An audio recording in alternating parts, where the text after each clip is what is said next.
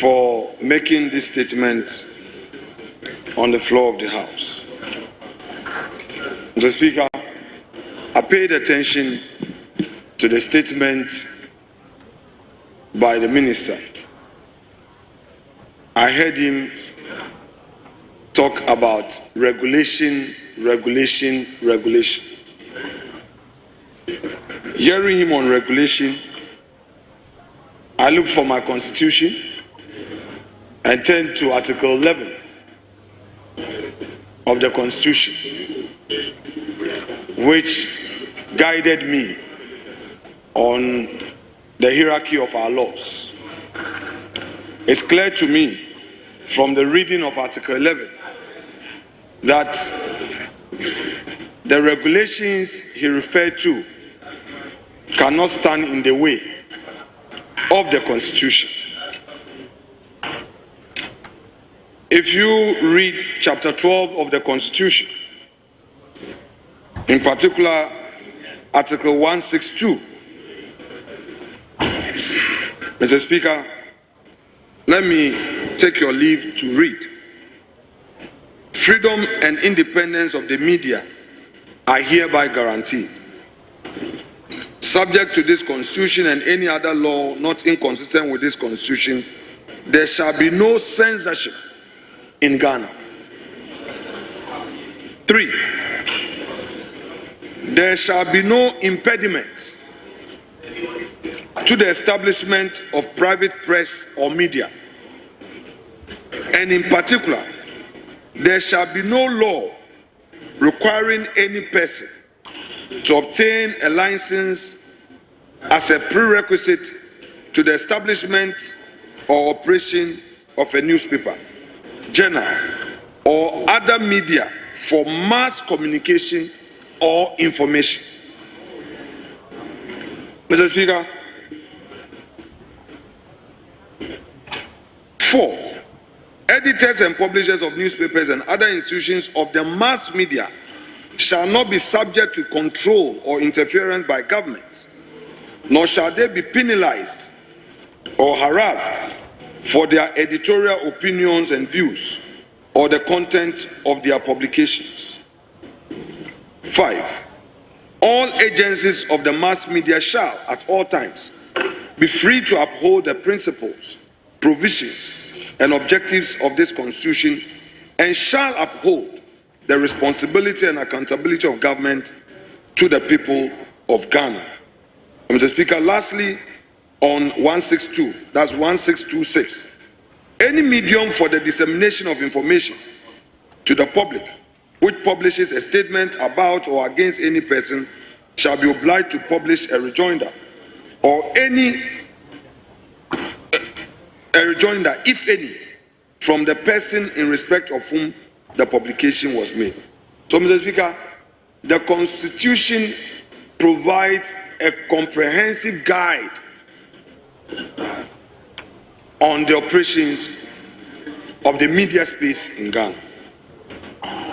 Let me rely on the views expressed by the Honorable Sam George, MP for Ningo Pampram, in the 8th Parliament. Mr. Speaker, he spoke strongly against ministerial action in respect of such defaults. He was against any form of penalty. And Mr. Speaker, in his argument, he relied heavily on the Constitution. Mr. Speaker, I adopt those views as though they were mine, to the extent that the Constitution makes certain broader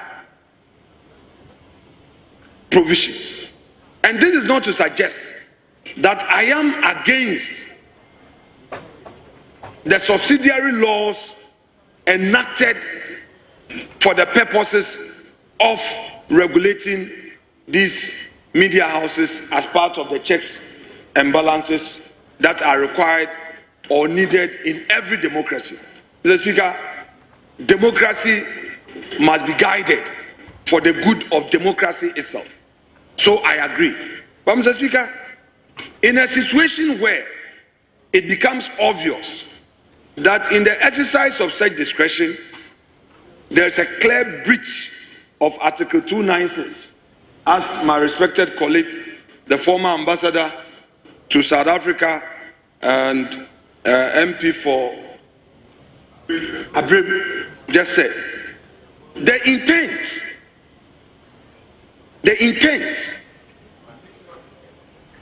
must be looked at.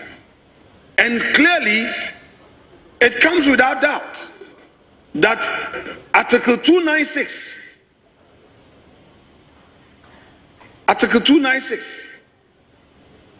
has some questions for NCA and the ministry to answer.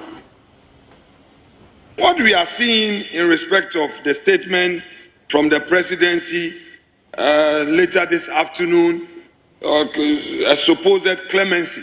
Mr. Speaker, these are things that are done for the optics when the political system sees that there's a backlash. It is a very rich statement, very rich. And we take this supposed clemency with a pinch of salt.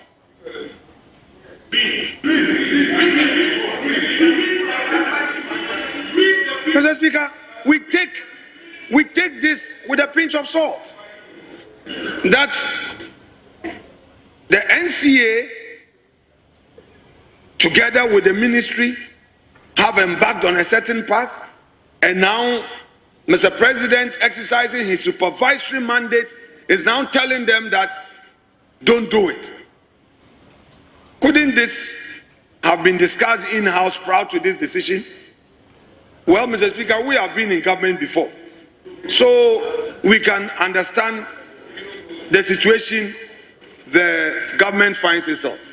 Mr. Speaker, I have heard certain views being expressed to the effect that, oh, yesterday we heard of similar actions by the executive. I recall that as a member of the appointment committee, the issue of the closure of some radio stations became a critical matter for us to even discuss at the appointment committee. And our friends opposite were very, very firm in their conviction. And I shared those sentiments with them.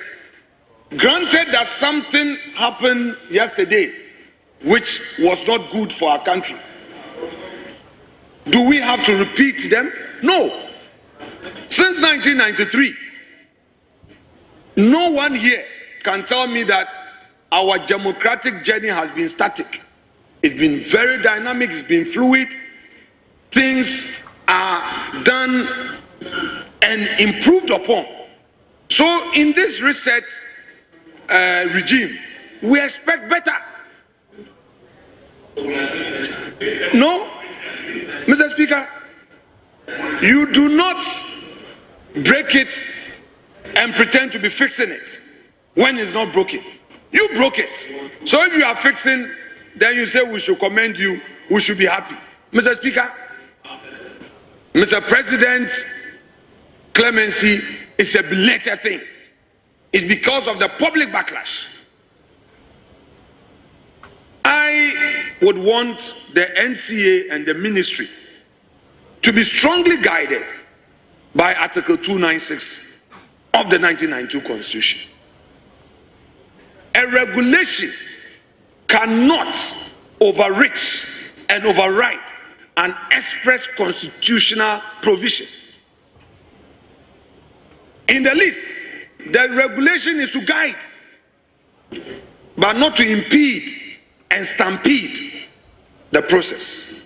What happened today, where Asasi Radio was shut down, Wontumi FM was denied the opportunity to broadcast, Happy FM, denying the opportunity to broadcast.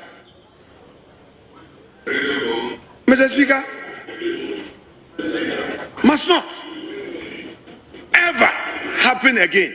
Because, Mr. Speaker, when same happened yesterday, it received that criticism. Mr. Speaker, I have with me, most respectfully, the Hansard of this House,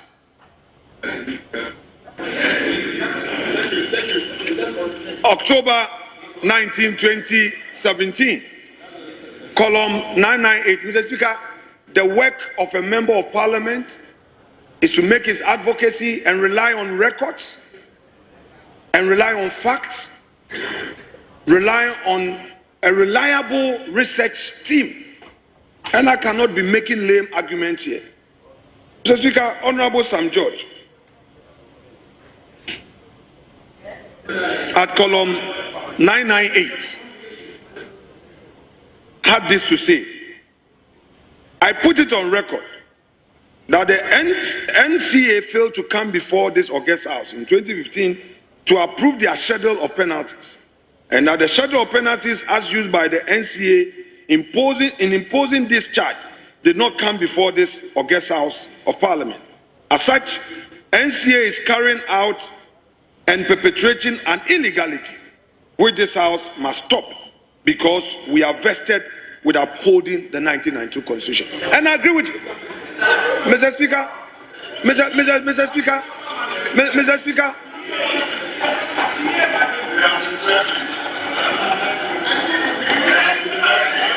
Mr. Speaker.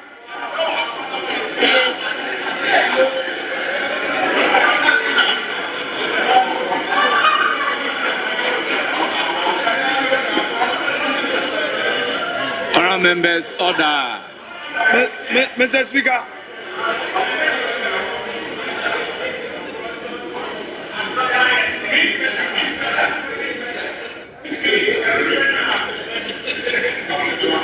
Mr. Speaker. Honourable members, order. Mr. Speaker,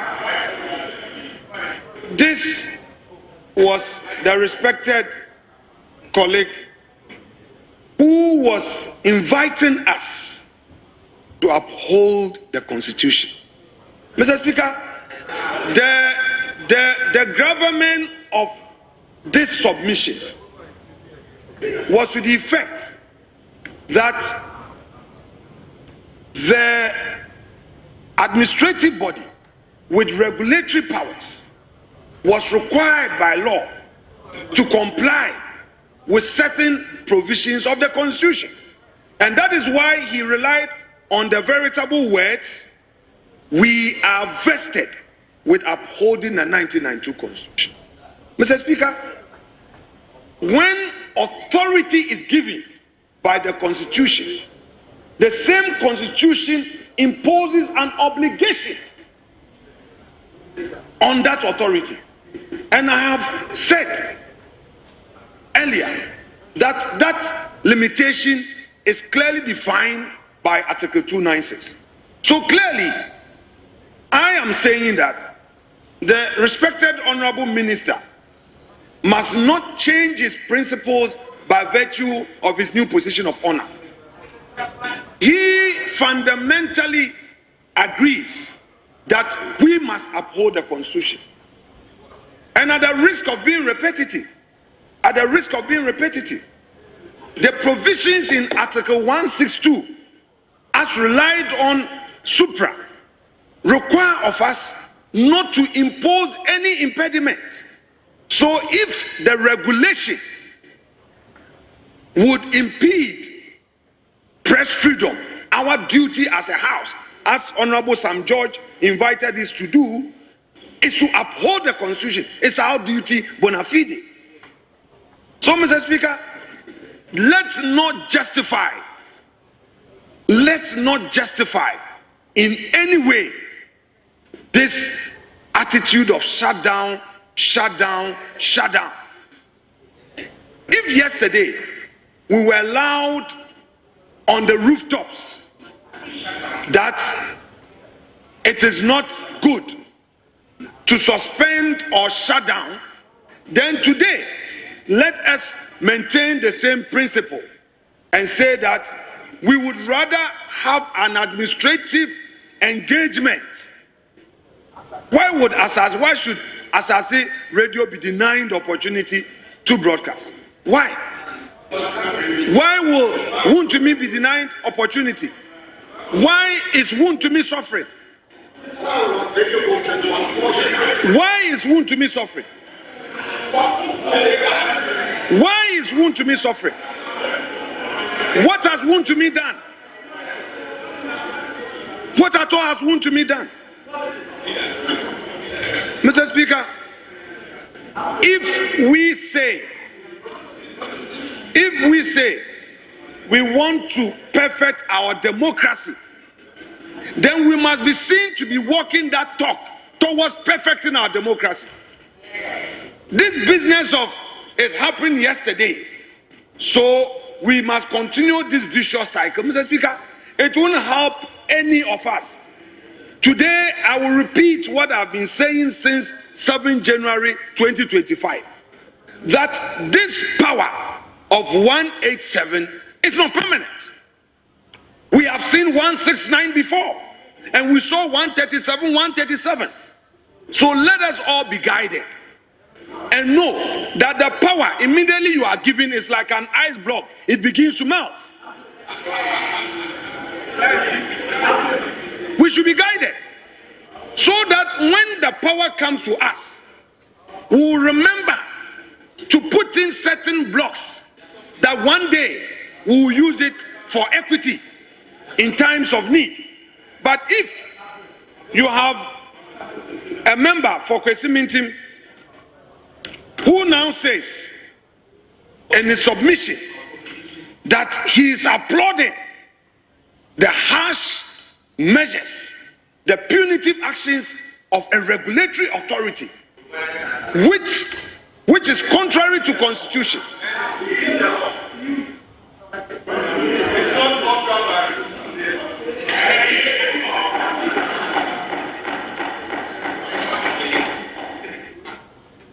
If a lawyer from Kwesi Mintim and a member of this house argues that he finds no problem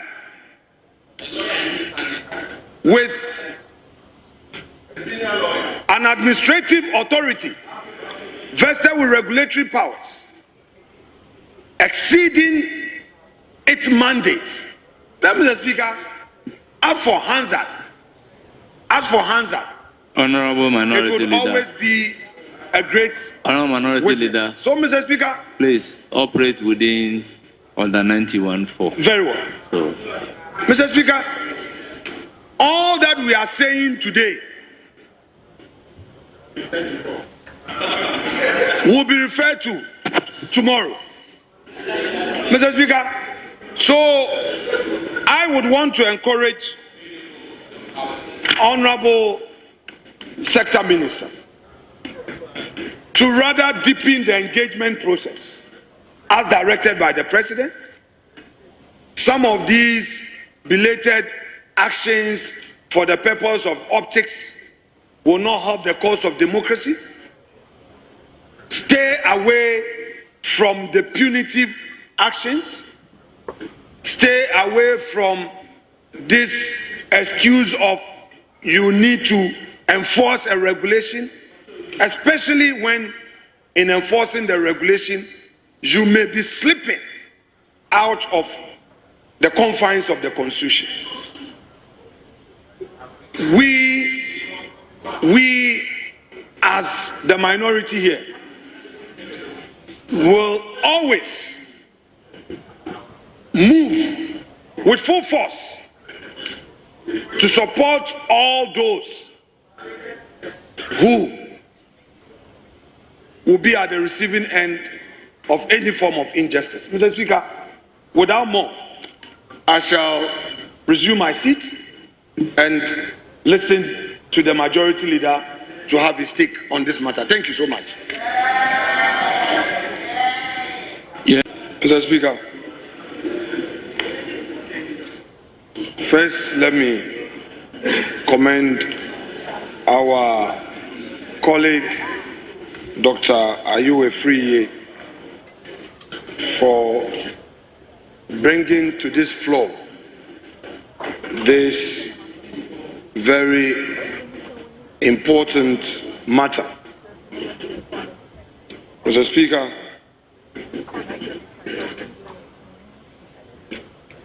in the comments that followed after his statement,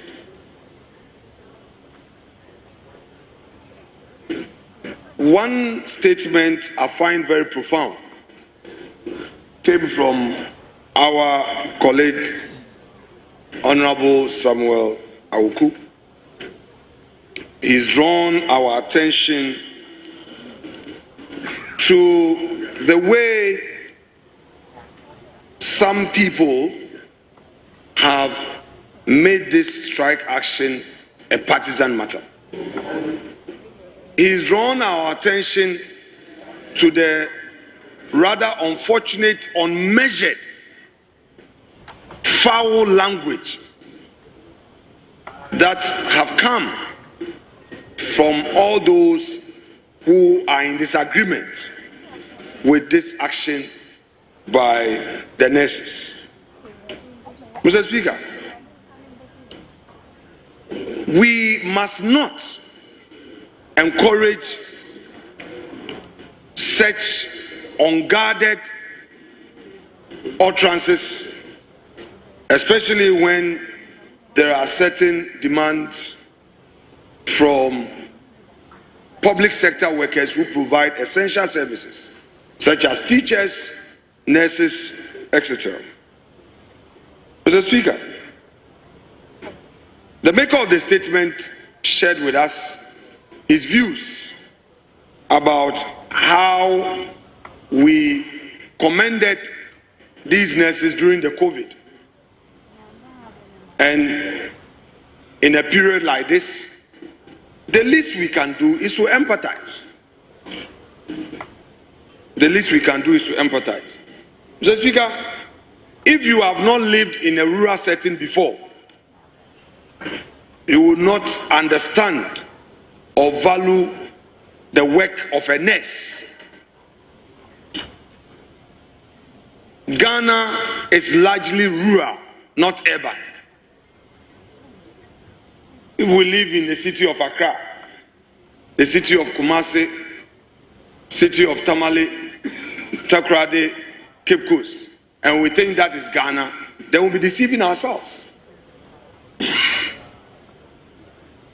A chunk of our population find themselves in the rural areas, and they need these nurses most.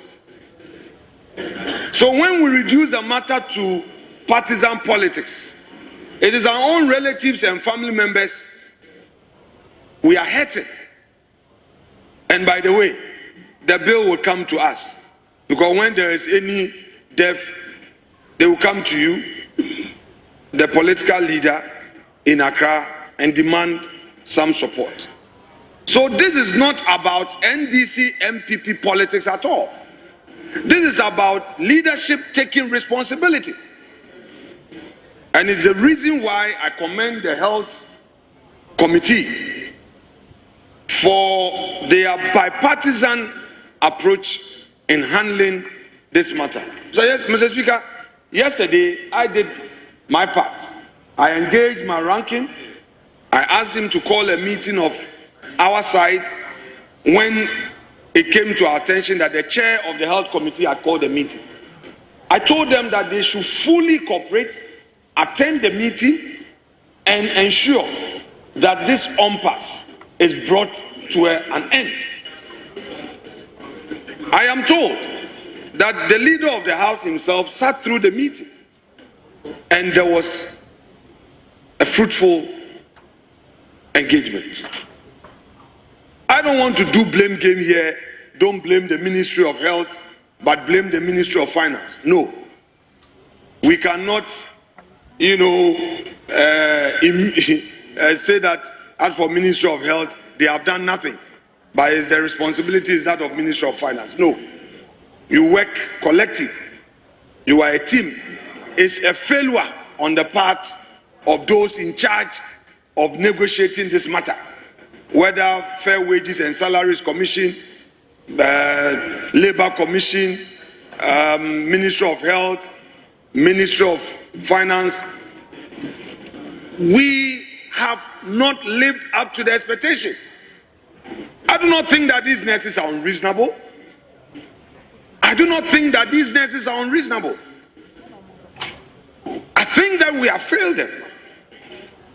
We have failed them because we could have taken a timely approach to engage them and exhausted all the nagging issues rather than allowing it to escalate. Then we turn around to do the blame game. I would want to seize this opportunity to encourage our friends in government to lead the way. You have executive authority. It's the reason why we have the Minister of Finance, we have the Minister of Health, we have the Minister responsible for Jobs and Labor. These three ministries should work together. Fortunately, all of them are members of Parliament. You should work together as a team, sit down, and ensure that the matter is taken out of court. Take responsibility and show leadership. Enough of the dying. Even in Kolebu, 37 Ridge, in the cities, Konfanoche, where we will say that we have advanced facilities to support healthcare. People still have complained. How much more the rural communities? I'm not talking about the urban centers. Even in the urban center, we have some health facilities. People can have access to private medical care. But the village in Jenjenaze, in Winneba, Jahazi in Winneba, in Swetchi, where these rural folks, all they depend on is the nurse. And they go and there's no nurse. And the CHIPS compound has been closed. What we must not forget is that some of these health facilities have single health nurses. They may have just one nurse on duty. And all of them have been shut down for all these days, all these weeks. Let's not talk Kolebu. Let's talk about those in the rural areas. Somebody is going to deliver, a woman in labor. What services is she getting from the health facility nearby? And they cannot even afford a private health care. Mr. Speaker, have we looked at the mortality rates and all? So, Mr. Speaker, I would want to plead with government. This is not the time to reduce this important national issue to legalities and in the least political trivialities. We don't need it. Let's solve the problem. Mr. Speaker, our side would want to assure government of our support in resolving this matter at the parliamentary committee level. Our side would also want to plead with our nurses to expedite the engagement with government so that this impasse is brought to an end. The health, the lives of our people matter. The lives of our rural folks matter. We must save lives. The loss of a single life is a loss to the nation. Mr. Speaker, without more, I would want to conclude by calling on government to take action. Enough is enough. Thank you very much.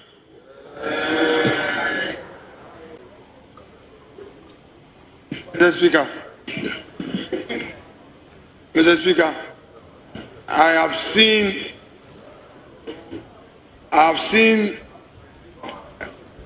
the Deputy Minister of Finance sitting just by the majority leader. In the former life of the majority leader, where he played midfield for his side in opposition, Mr. Speaker, he will never accept any application for a deputy minister to come. Even so, Mr. Speaker, the deputy minister has come. No reason has been given. All we hear is that the deputy minister is here to answer a question. Where is your minister? The man is supposed to ensure releases to the various ministries. We approved the 2025 budget.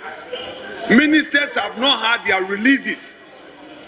Mr. Speaker, ministers of state have not received their releases for their various agencies. They have been rendered redundant. And then when we need him to come and answer questions, he sends his deputy to come. Honorable Mr. Speaker, Honorable Minority Leader. The minister must make himself available. Mr. Speaker, where is the Honorable minister? Minority Leader, he's one of your colleagues, your friend. Mr. Speaker, we need for Hansa, we need to know why the minister is not here.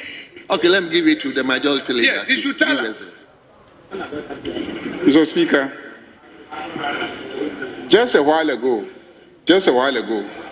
his backbench and, ranking member who asked a question but was not available to ask the question and gave authority to somebody else to ask the question, and he got up to defend. All he said was that he wasn't available. He didn't adduce any evidence. He didn't present any documentary proof. He didn't establish the basis for his unavailability. And this House graciously accepted his submission. So my simple submission as well is that the minister is unavailable. And I believe that in reciprocity, he will accept that and we'll move on. Mr. Speaker, he is concerned about releases. The minister has to work to make the releases possible. And indeed, he is among those who have been urging President John Dramani Mahama to make additional appointments so that we will have deputy ministers who will assist their ministers to answer questions in this House.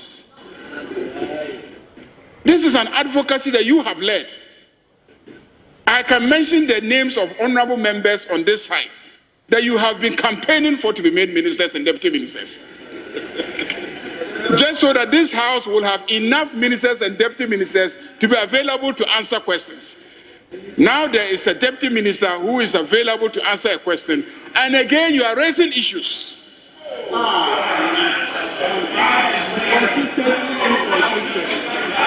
Please be consistent. Be consistent. We don't even know what to do to satisfy you now. What again can we do to satisfy you? You say we shall appoint deputy ministers. We appoint.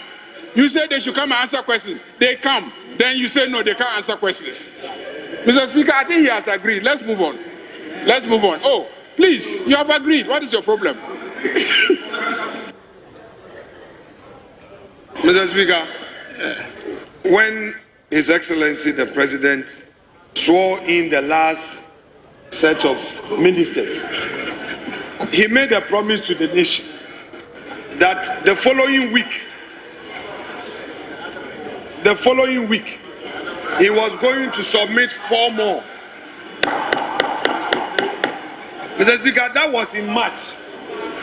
Mr. Speaker, we were also told that Honorable Agyapaafutuo, as soon as his court case was over, we would hear his name.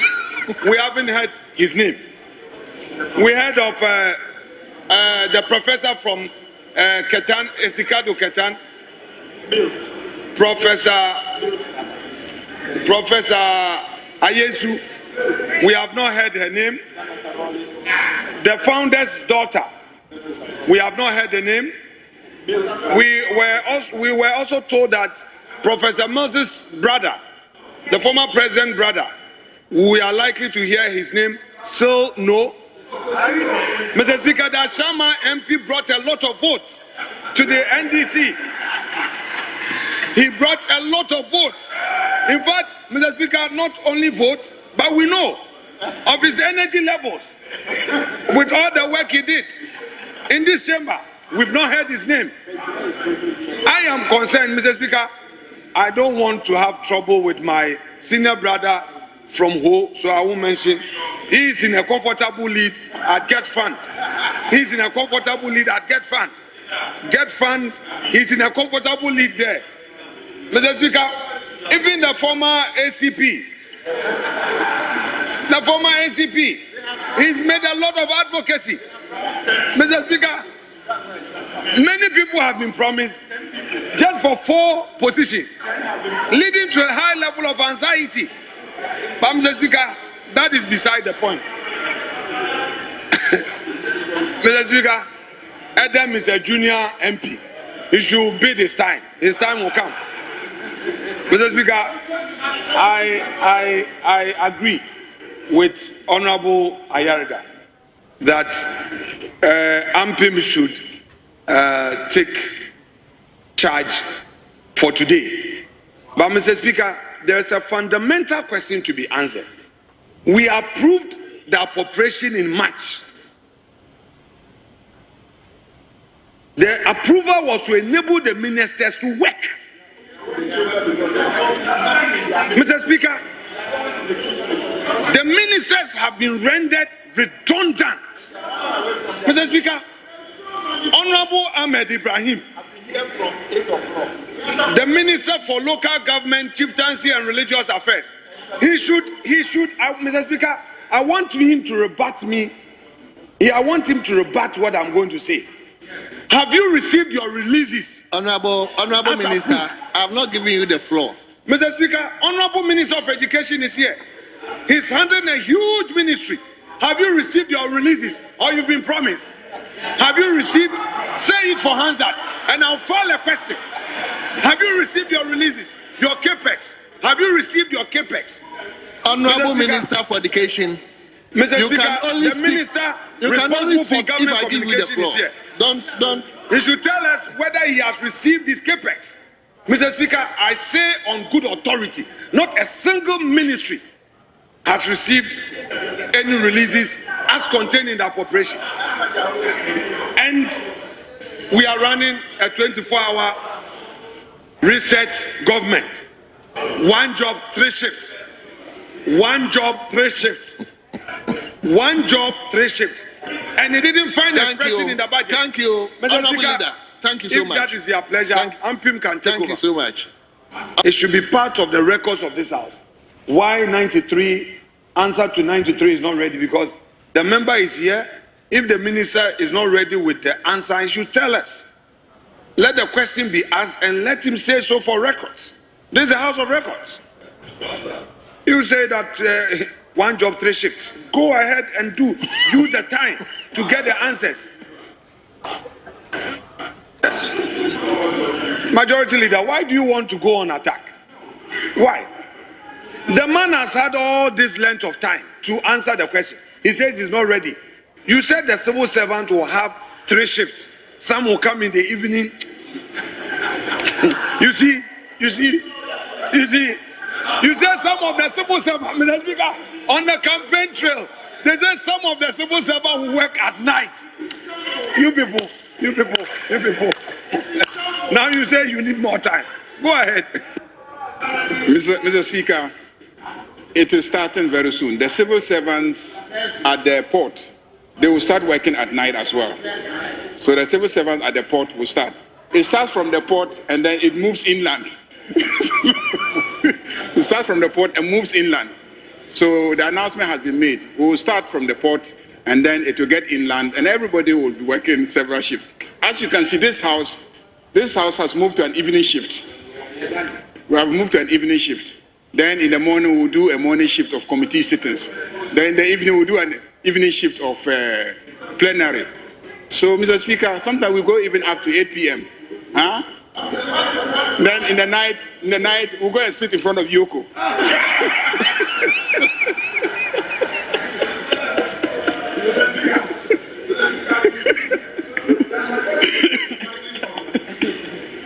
Mr. Speaker, the question is not ready, so let's answer question 143. Granted authority to Honorable Habib. Mr. Speaker, Honorable Asifo, Mr. Speaker, the records have it that he is indisposed. It's a matter of fact. Mr. Speaker, he is authorized Honorable Member Portolon, a deputy whip, to ask the question for and on his behalf. Mr. Speaker, I've not asked any question. I've not asked the question. He has not asked the question. I've not. Majority Leader, mischief in Fatao. We are in Fatao. Jai. Mr. Speaker, the Honorable Deputy Minister, in his answer to this question, the question was for him to give us an account of what the states accrued, got the money that the states generated, the revenue from the emission levy. In his answer, he said, according to the report from the implementing agency, GRA, the implementation suffered challenges. Therefore, no revenue was realized.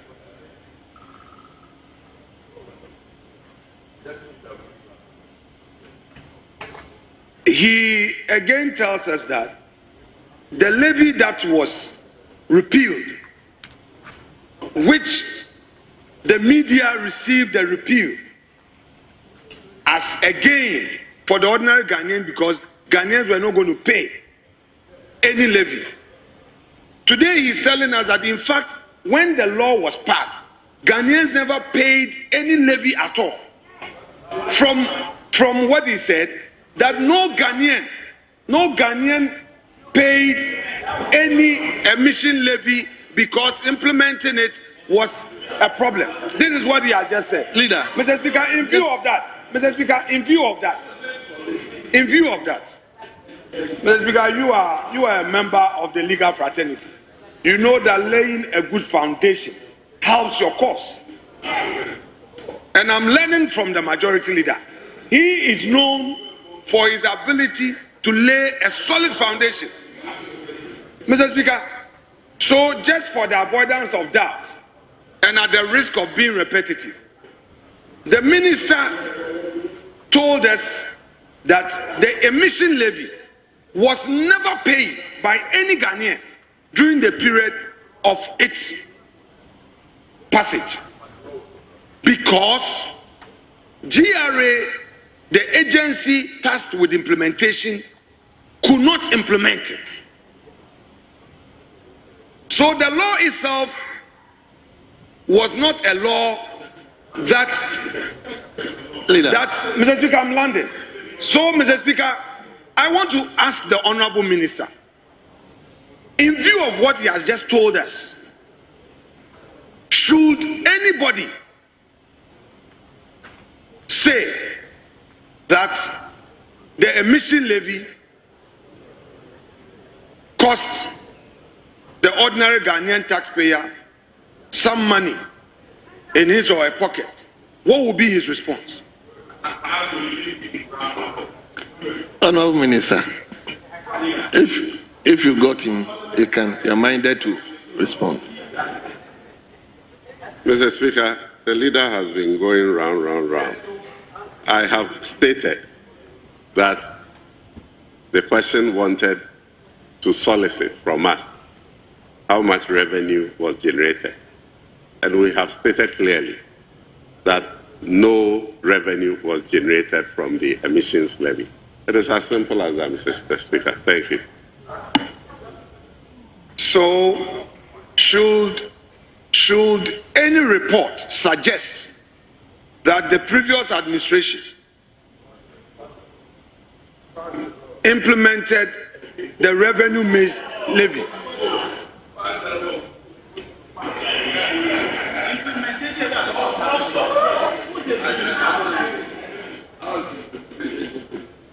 should any report suggest that the previous administration implemented the emission levy and same came at a great cost to the ordinary Ghanaian, you will disagree with that report, won't you? Yes, Honorable Minister. Mr. Speaker, the fact is that the previous administration introduced the emissions levy and the current administration repealed it. Thank you.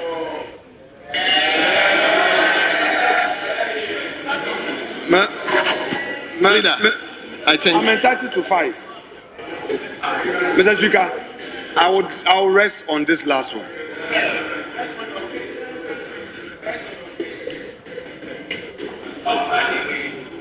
Mr. Speaker,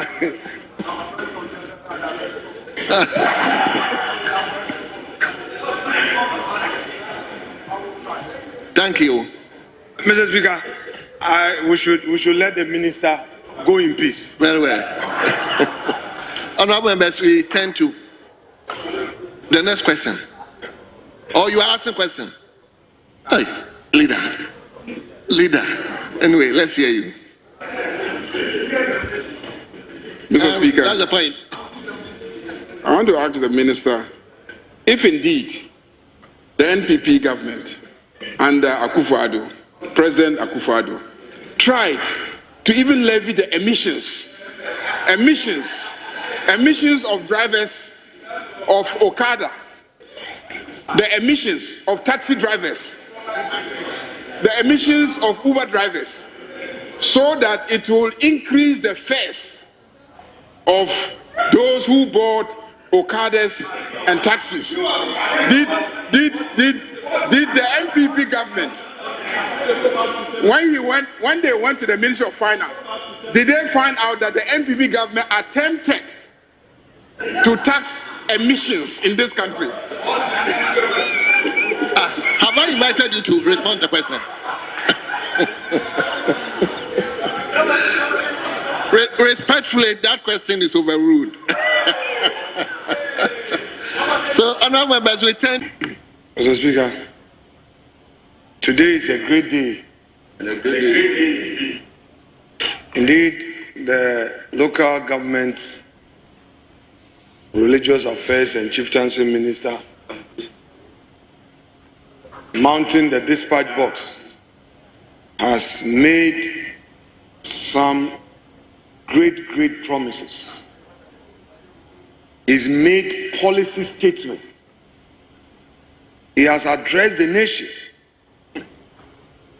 and given hope. And it is good. Hansard will bear him out. Mr. Speaker, he tells us that government is going to develop 24-hour economy markets across the country. Now, he may be aware that when Mr. President delivered the State of the Nation address, he promised this People's Representatives Chamber that the 24-hour economy policy will find expression in the budget statement.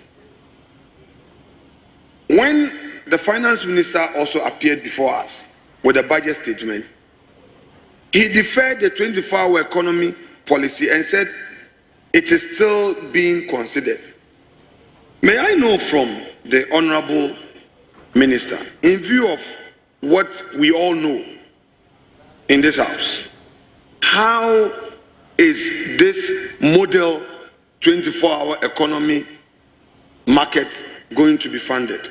Because it did not find expression in the budget.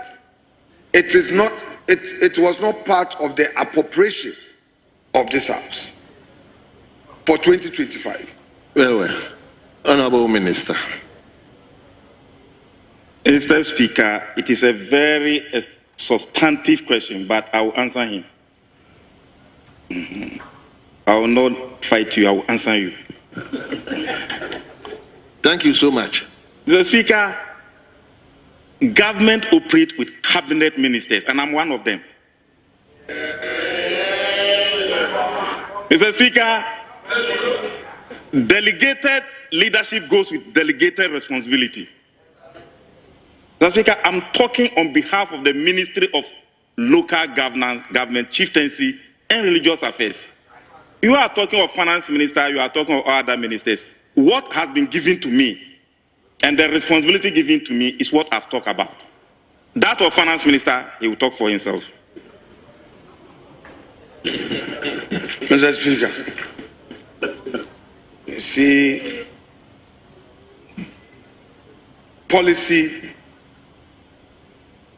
policy does not entertain rhetorics. I see policy statements being made by the minister. I asked, Honorable Minister, what will be the source of funding? Now you forget about the Finance Minister, then I agree. You have talked about this model 24-hour economic market. Can you share with us the source of funding for this? Yes, Honorable Minister. Mr. Speaker, I was very emphatic. Maybe you wrote your question before the answer. Mr. Speaker, I said government is doing proper decentralization. And President Mahama is doing not reconcentration, but proper decentralization. We are giving the monies for the district assemblies to them. And we are charging them every district to use 25% of those monies to develop a city center model market. We will not sit in Accra and do it for you. We are giving you the money, but use the money to build a 24-hour economy market because that is government flagship project. Mr. Speaker, for the first time, 1 billion, that's 987 million Ghana cedis, was released to the district MMDAs. Calculate it. What they used to get in 1 year, they are getting it in the quarter. And we are saying that we are not taking part to do anything or to do centralized procurement for you. But that money, make sure that our flagship program is 24-hour economy market. Use 25. Your party or your government program? Our flagship project. Okay. No, Speaker, we campaign with a manifesto. And Ghanaians are demanding accountability from us. And we must deliver. And we are showing you the source of that funding. 25% of the District Assembly Common Fund, which is about 25 million every year given to the district assemblies, they should use it, 25%, to develop that market for themselves. When I went to Futu, Winneba. All the chiefs in the Futu, I went to the poetry festival. The demand was that the Omahini said he needed a market. And I promised him. And I'm sending the money to him. And I'm charging you, leader. Use 25% of that money to do it. Thank you, leader. Thank you, Mr. Speaker.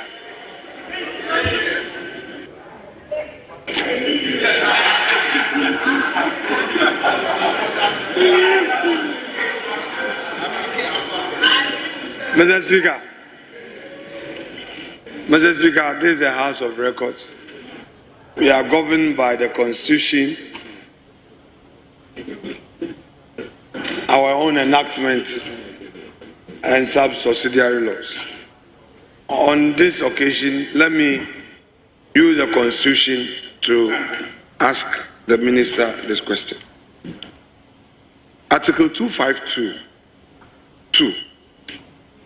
It says, provides, subject to the provisions of this Constitution, Parliament shall annually make provision for the allocation of not less than 5% of the total revenues of Ghana to district assemblies for development, and the amount shall be paid into the District Assembly Common Fund in quarterly installments.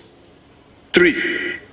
The monies accruing to the district assemblies in the Common Fund shall be distributed among all district assemblies on the basis of a formula approved by Parliament. Emphasis mine, on the basis of a formula approved by Parliament. Mr. Speaker, Parliament has approved the formula. The district assemblies have their own development agenda. If, on the basis of what I've read out, the minister is saying that central government is now directing the district assemblies to take certain decisions outside of their own procurement plans, when indeed there is no such policy document before Parliament, when indeed the government itself is saying that its flagship policy is not ready. Mr. Speaker, I want to know from the minister, in view of the constraints provided for in the Constitution, how does he implement this?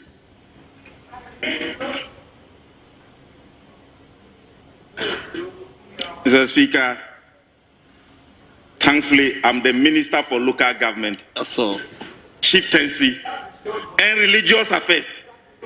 And that's, Mr. Speaker, the laws quoted by the respected minority leader, you know very well. You have passed a law here, Local Governance Act 2016, Act 936, and you have mandated and directed me as Minister for Local Government that after you have passed the formula, I must pass a guideline. And I passed the guideline. And the guideline says that they should use 25% of that money to do it. Yes, that is the law. That is what you told me to do, and I've done it. So what's your problem now?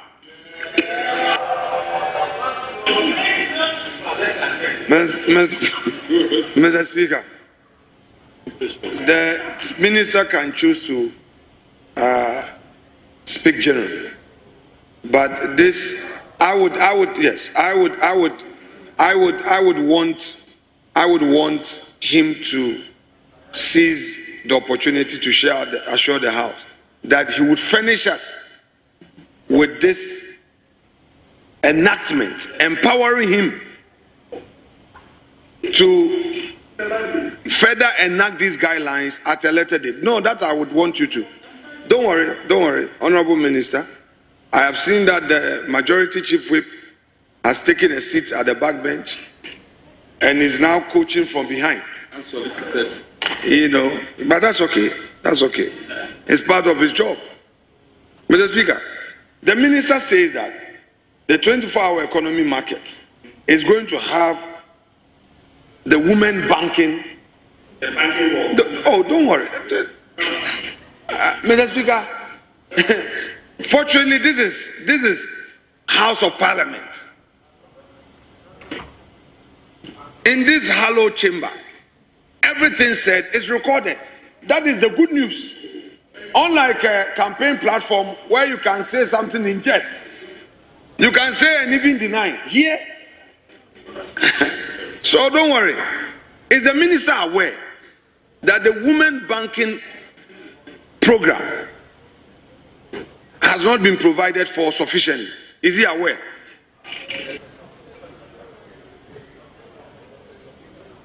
Mr. Speaker, the minority leader should be told that he approved over 50 million Ghana cedis in the 2025 budget for the Women's Bank. Mr. Speaker, you see, Mr. Speaker, strategically, when you see government direction, you position yourself. We in local government are positioning ourselves so that government's women's bank will be brought to our 24-hour economy market being built in the city centers. Yeah. but seriously speaking, Mr. Speaker, it is a good policy, and there is a saying that brighten the corner where you are. Leader, you bear with me. When I went to Efutu, the Omahine did not ask of anything. He asked of Efutu market. So if I am privileged to provide guidelines and monies are being sent, Mr. Speaker, what will be your number one? Market. And I know my minority leader, that is your constituency. So together, let's build the 24-hour economy market. But Mr. Speaker, thankfully, tomorrow, the designs and everything, they are in my office. And tomorrow, 10 o'clock, I'm meeting consultants. They must critique all those things. We will not hide it from you. We want everybody to be on board. When government says, I will do something, don't sit down and be waiting for government to come from somewhere. Once you have been given responsibility, start work. We have started work. Thank you. Mr. Speaker, just to draw the curtain on this. So, Mr. Speaker, banking license will require certain amount, 400 million. The government gave billions to gov't and a paltry sum of 50 million to this women banker. Mr. Speaker, the minister is here saying that there's going to be women banking in markets. That's fine. But the 50 million is not even enough for the setup. 50 million CDs. Mr. Speaker, I leave him and all his words to hands up. I will ask no more. Thank you very much, Honorable Minister.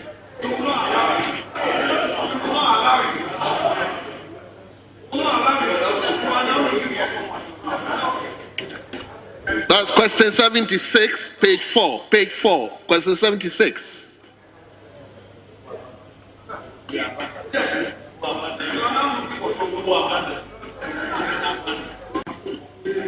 One Osahin has asked a question of the Minister of State for Government Communications. Mr. Speaker, we reserve that question as the last question of the day, given the weight of the matters raised in that question. Mr. Speaker, if this House knows who that Osahin is, he may be invited to ask his questions. Yes. Speaker, Mr. Speaker, thank you for the opportunity. Mr. Speaker, I rise to ask the Minister of State for Government Communications about the steps being taken to support the Ghana Broadcasting Corporation to be efficient and competitive. Very well, thank you, Honorable Minister of State.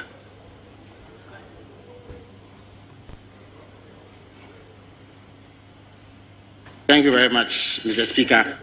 I wish first to thank the Honorable Minority Leader for raising this important question. Mr. Speaker, the Ghana Broadcasting Corporation was established by means of NLC Decree 226, or the Ghana Broadcasting Act 1968. For decades, it has stood not only as a cornerstone of our national media landscape, but also as an enduring emblem of our collective history and democratic evolution. It has, over the decades, embodied the values of informed citizenship and participatory governance, while shouldering the solemn responsibility of providing impartial, accessible, and nationwide public service broadcasts in service of the Republic of Ghana. Yet, from heavy legacy electricity debts to outmoded and analog equipment, through to the pressing need to establish a presence in the 6 newly created regions, GBC today finds itself constrained by challenges that are both structural and financial. Improving the effectiveness of GBC, therefore, demands a comprehensive strategy, one that addresses long-standing legacy issues while simultaneously laying the groundwork for modernization, sustainability, and relevance in a rapidly evolving media landscape. With your indulgence, Mr. Speaker, I will outline some of the key challenges currently confronting the corporation and the concrete steps being undertaken to reposition GBC as a viable, innovative, and efficient public broadcaster. Mr. Speaker, the Ghana Broadcasting Corporation is currently saddled with a legacy electricity debt totaling 18.8 million Ghana cedis. This comprises of 13,771,396 Ghana cedis owed to the Electricity Company of Ghana and another 5,108,831 Ghana cedis owed to NEDCO. This debt accumulated over the period when government paid electricity bills for national security institutions and other state agencies, including the Ghana Police Service, who co-located at GBC facilities and shared a common meter. Following the cessation of these payments, the burden of the accumulated unpaid bills fell on GBC. While GBC continues to honor its current electricity obligations, the legacy debt remains unpaid. Mr. Speaker, for the past 2.5 decades, GBC has scarcely received any direct capital investment from the central government. Most of the corporation's studio and transmission infrastructure remain analog and outdated. Retooling efforts have been funded primarily through the corporation's internally generated funds and limited international support, most notably from the government of Japan. Mr. Speaker, the Ghana Broadcasting Corporation, as you well know, is statutorily mandated to maintain a presence in all regions or in all regional capitals of the Republic. The creation of the 6 new regions has imposed additional obligations, which the corporation, constrained by limited financial resources and infrastructure deficits, has thus far been unable to meet. In an effort to address this gap, an agreement was reached between GBC and the Ministry of Finance under the previous government, wherein the corporation relinquished a prime parcel of land adjacent to the Jubilee House in exchange for funding to support the establishment of regional FM stations in the newly created regions. The Ministry of Finance did not fulfill its end of this arrangement. We continue to pursue the matter with the Ministry of Finance with a view to having the payment effected so GBC can invest in the establishment of a presence in the 6 new regions. Mr. Speaker, GBC's sole outside broadcast van, known also as the OB van, is now nearing 2 decades in service and is reliant on outdated analog technology. This is woefully inadequate for the demands of modern broadcasting. As a result, the corporation is often compelled to rent high-specification OB vans, particularly when covering high-profile national events or producing content for international audiences at an exorbitant daily cost of up to $15,000 a day. This practice is not only economically unsustainable, but also emblematic of the broader resource constraints that continue to cripple the corporation's ability to operate with autonomy, efficiency, and dignity on the global media stage. Mr. Speaker, under the SWA government, the Ghana Broadcasting Corporation, despite its statutory mandates and the essential nature of its work, was treated as a commercial entity for customs purposes, thereby imposing a significant financial burden whenever efforts were made to modernize or replace outdated equipment. A striking example of this occurred last year when GBC, using its internally generated funds, procured 4 new FM transmitters for Accra, Kumasi, Bolgatanga, and Wa. Although these transmitters were acquired solely to enhance public service delivery, the corporation was denied tax exemption and compelled to pay full import duties. This precedent not only undermined the sustainability of GBC's operations, but also hampered efforts to replace similarly outdated transmitters at 12 other regional FM stations across the country. the Ghana Broadcasting Corporation has requested for exemption from duty payments to facilitate its public service broadcast obligations. I have tabled the matter for discussion with the Minister for Finance and the GRA and will be updating the House on progress made.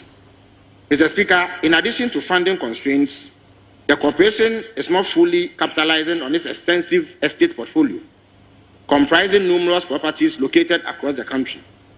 Many of these assets remain underutilized and have not been properly leveraged to generate revenue. Furthermore, a recent audit of GBC's co-location arrangements with other institutions revealed significant revenue losses due to weak oversight and unfavorable terms. Mr. Speaker, I would like to propose a few solutions to enhance the efficiency of GBC in light of the problems listed above.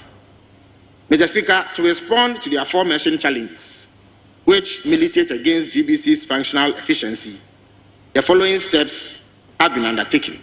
I beg your pardon. The Office of the Chief of Staff has been formally notified of the long-standing electricity debt owed by the Ghana Broadcasting Corporation, currently standing at an approximate figure of 18.8 million Ghana cedis. I have also initiated talks with the Ministry of Energy and Green Transition, as well as the Ministry of Finance, to resolve the matter in a sustainable manner. It is encouraging to note, Mr. Speaker, that GBC has stayed current on electricity bills, and once this legacy debt is addressed, they are unlikely to pile up any more debts in that regard. Mr. Speaker, in response to the evolving landscape of media consumption and the urgent need for sustainable funding for public service broadcasts, discussions have begun to enable GBC monetize aspects of its content without compromising its public service broadcast obligations. This has become necessary due to the historical difficulty with TV license collections.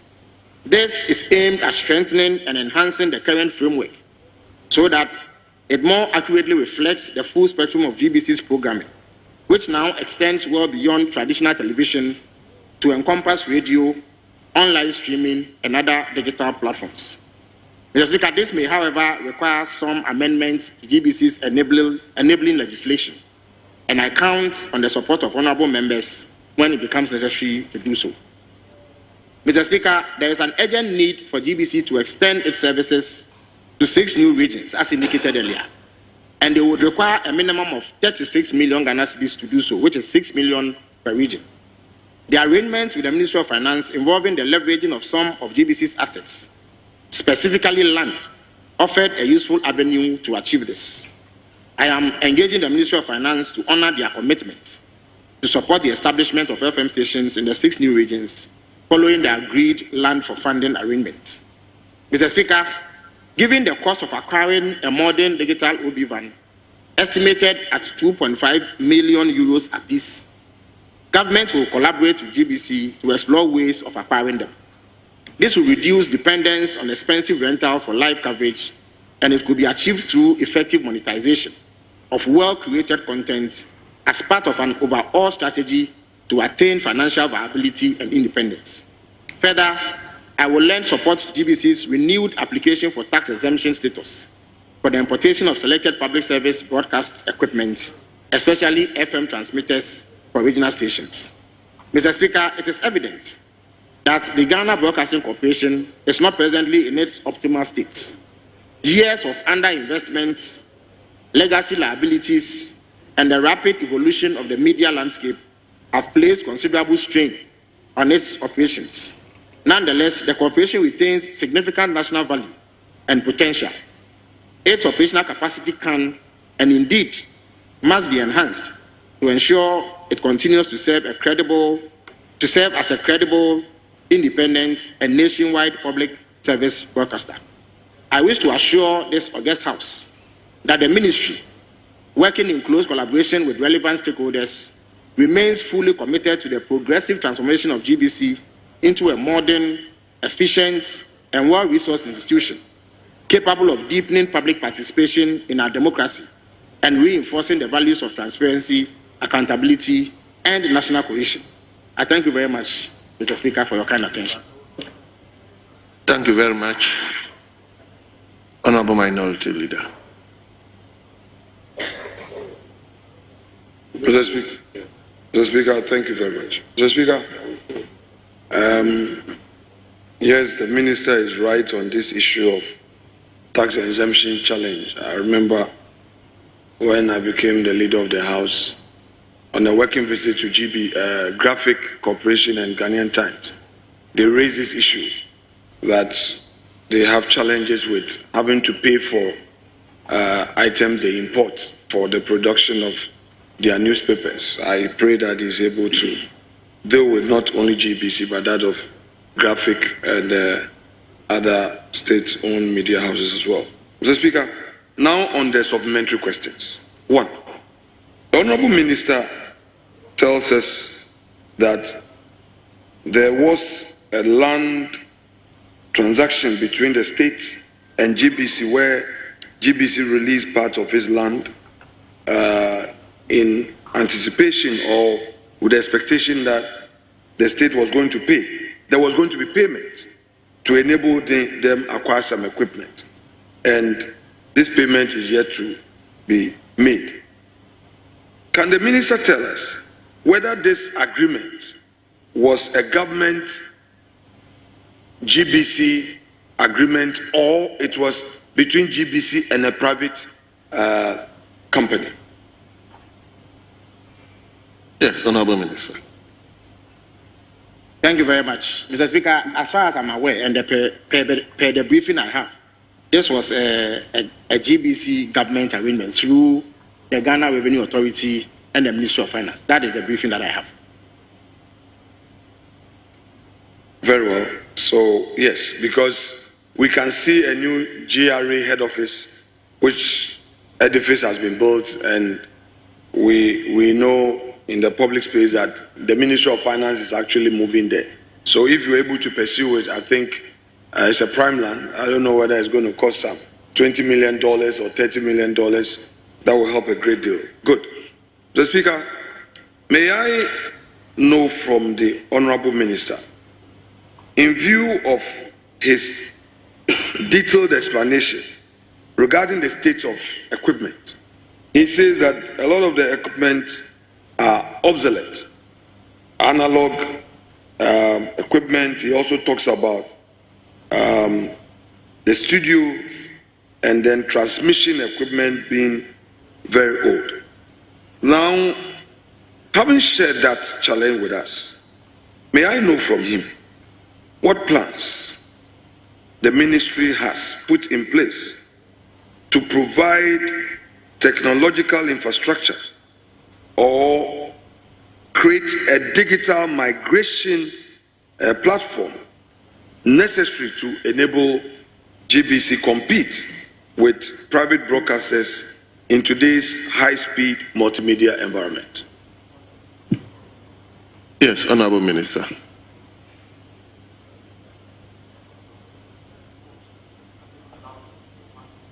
Well, Mr. Speaker, GBC primarily functions on the basis of its IGF. Indeed, if you look at the budget that entered to this House, even though IGF is public funds, BBC is allowed to keep it for its operation. But this has proven over the years to be inadequate to meet their demands.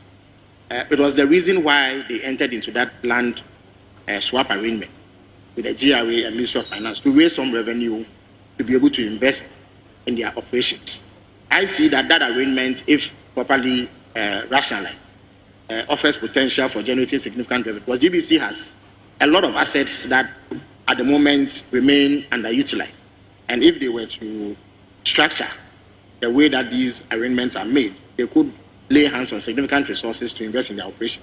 Another avenue that they could use is the monetization of their content. I'm sure the minority leader is aware that GBC, which in the past had 1 or 2 channels, but it now has 6 different channels. Their law enforces an obligation for them to be a public service broadcaster. So they are not allowed to monetize the content. In other words, they must operate as a free-to-air broadcaster. The chunk of their revenue comes from advertising, but that is not enough. So discussions are ongoing to see how GBC can be structured in a way that they meet the public service broadcast obligation but are able to monetize other channels. For instance, they have a GTV Sports Plus channel. If there is some reform, some amendment in their legislation, that channel, for example, can be monetized in that well-created sporting content can be placed there and a fee charged for viewers to access. They also have content that have stood the test of time, which viewers would like to have replayed. Now they could put this content on channels that viewers can pay to watch, and so that they can generate significant revenues to finance their operations, whilst not compromising their public service broadcast obligations. But these are discussions that are currently ongoing, and we hope that they come to fruition so that GBC will become self-sustaining. Because we are, as a government, we do not believe that putting central government funds into GBC is a sustainable model.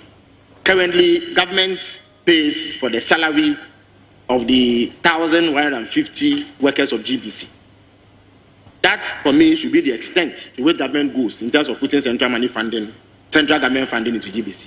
The rest has to be taken care of through internally generated funds. And these are some of the ways that this could be done. I thank you very much, Mr. Yes, Honorable Minister, the Honorable Leader. Thank you, Mr. Speaker. Mr. Speaker, the Honorable Minister has raised an issue of content production, and he's dwelled very much on that. Then specifically, I want to know what strategies, therefore, is he going to put in place to improve the content production capacity of GBC, to make it attractive to the younger audience and commercially competitive in the digital space? Thank you very much, Mr. Speaker. Mr. Speaker, it all boils down to the availability of resources. If GBC has resources, they will be able to produce world-class content. For instance, the minority leader would notice that during the last qualifying window of the Black Stars, DTV did not show the Black Star matches, the World Cup qualifiers, live. But it was shown on international media. It was GBC that did the production. They rented OB vans because they had a contractual agreement with FIFA. And they were able to create this content and give it to the international media. It met international standards, and there was no difficulty with the quality. The quality was of the highest possible quality. But they could not show it locally because they did not have the money, $750,000, to purchase the rights to show to the people of Ghana. So GBC has shown that they have the capacity to create world-class content. What is left is for them to be able to have adequate resources to further enhance this capacity and make it attractive to the Ghanaian viewing public, such that people will be willing to spend some money to watch that content. These days, there are models all over the world, Netflix, Prime Video, and what have you. All they do is they spend money to produce this content, and people are eager to watch, and so they are prepared to pay something small. Now, this would be in lieu of TV license, which is difficult to collect, given that they are a free-to-air, broadcaster. There's also difficulties with the collection mechanism. And to the extent that people are not willing to pay, it becomes a bit difficult to mobilize revenue around it. But if you have content that is attractive and people are willing to pay to access it, it is a good way to generate revenue. So we believe that once we are able to have serious discussions with GBC, get them to leverage some of the assets they have, generate adequate capital, invest in content, I believe that the public will come on board and they will generate even more revenue to be able to do their work. Thank you. Honorable Minister, at the heart of the government plan in ensuring efficiency and competitiveness at GBC is human resource capacity. Therefore, a question that begs for an answer is this. In view of all you have narrated, have you in place a strategy in ensuring retention of skilled media professionals amidst this increasing competition from private broadcasters? Have you that in place? Yes, Honorable Minister. Mr. Speaker, I would imagine that GBC has a competitive edge when it comes to remuneration in the industry. As I indicated, government pays GBC's workers. I doubt if there are many private broadcast organizations that have the financial muscle to meet the wages of workers in the manner that GBC is able to do. But of course, once GBC itself is able to realize enough revenue, they will be in a position to give incentives to their workers so that they can attract the highest possible quality of human resources. Honorable Minister, I'm a private sector oriented person, so I support. So, leader, this is the last one. Yeah, that is so. Very well. Mr. Speaker, I prepared for 5 supplementary. Oh, you have your prepared supplementary questions. Mr. Speaker, So that is why it's Speaker, flowing. Mr. Speaker, one way to be effective in this chamber is to prepare.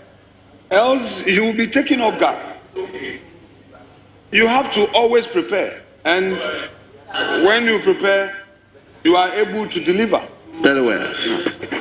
Mr. Speaker, that was the training given to us. Yes. That at the bar, when you prepare, Exactly. you're able to stand all attacks. Exactly. Mr. Speaker, without doubt, our brother, you know, let's put politics aside. He's a good fellow. Yes. So you need to prepare and punch him well. Yes, Mr. Speaker, come on. I mean,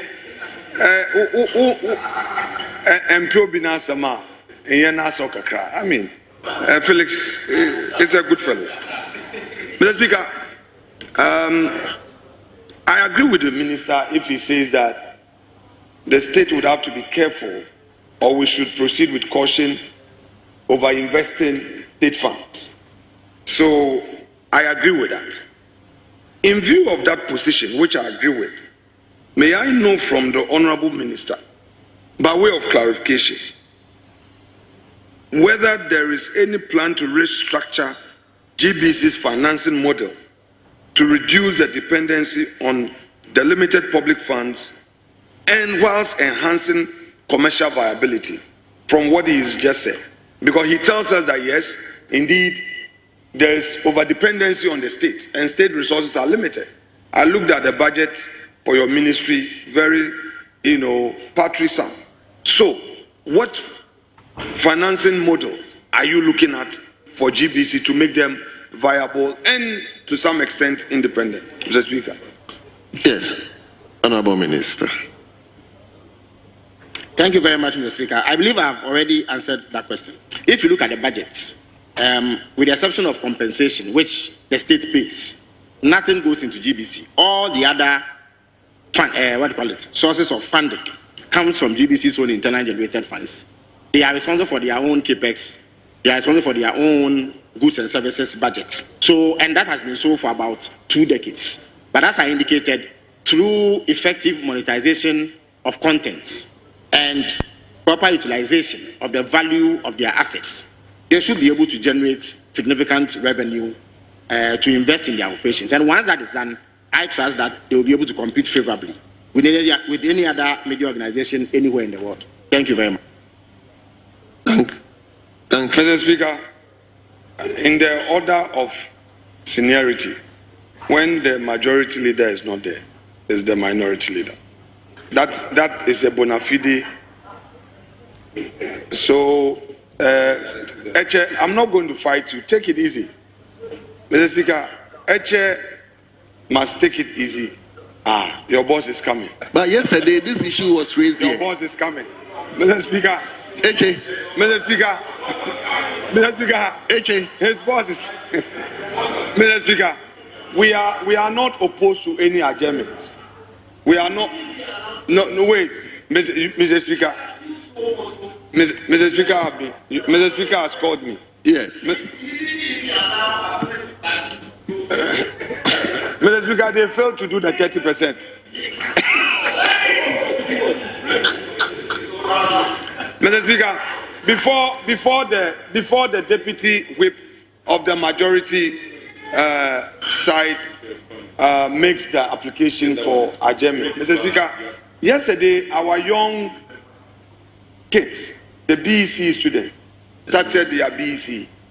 and we're going to make some statement on it to wish them well.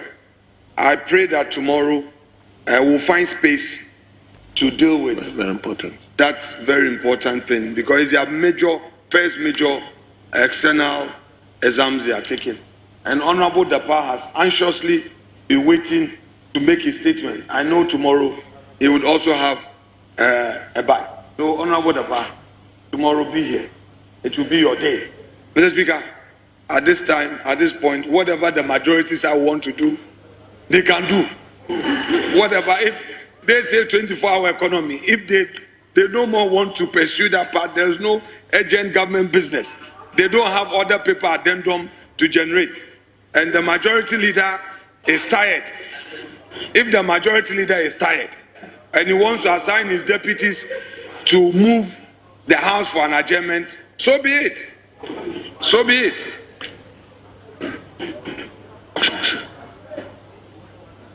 Mr. Speaker, we could not take question number 92.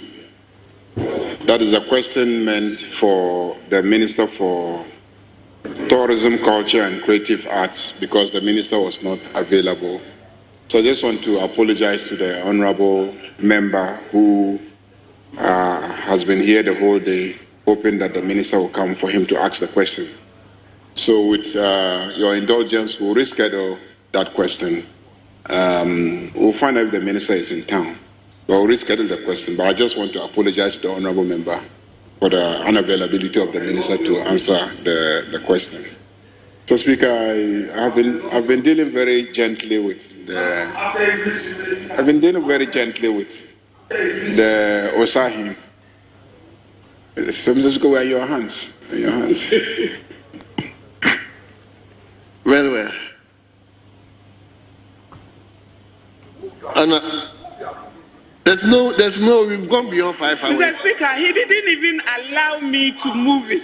You didn't allow me. You are in my hands now. The women are here with you, and you allow the women to do the talking. Honorable members, Mr. Speaker, we are in your hands, yes, because it's over 5 hours. You so spent we are 6 in your hands. hours. It's over 5 hours. Honorable members, okay, I move that. I thank you so much for your cooperation. Because you'll bring proceedings to an end. The House is accordingly adjourned. Mr. Speaker, I want to thank you for the steps you've taken to guide all of us to solve this problem. We've already assured you at conclave that you will have our cooperation in ensuring that there is order to guide our proceedings and to help uphold the integrity of this House. Mr. Speaker,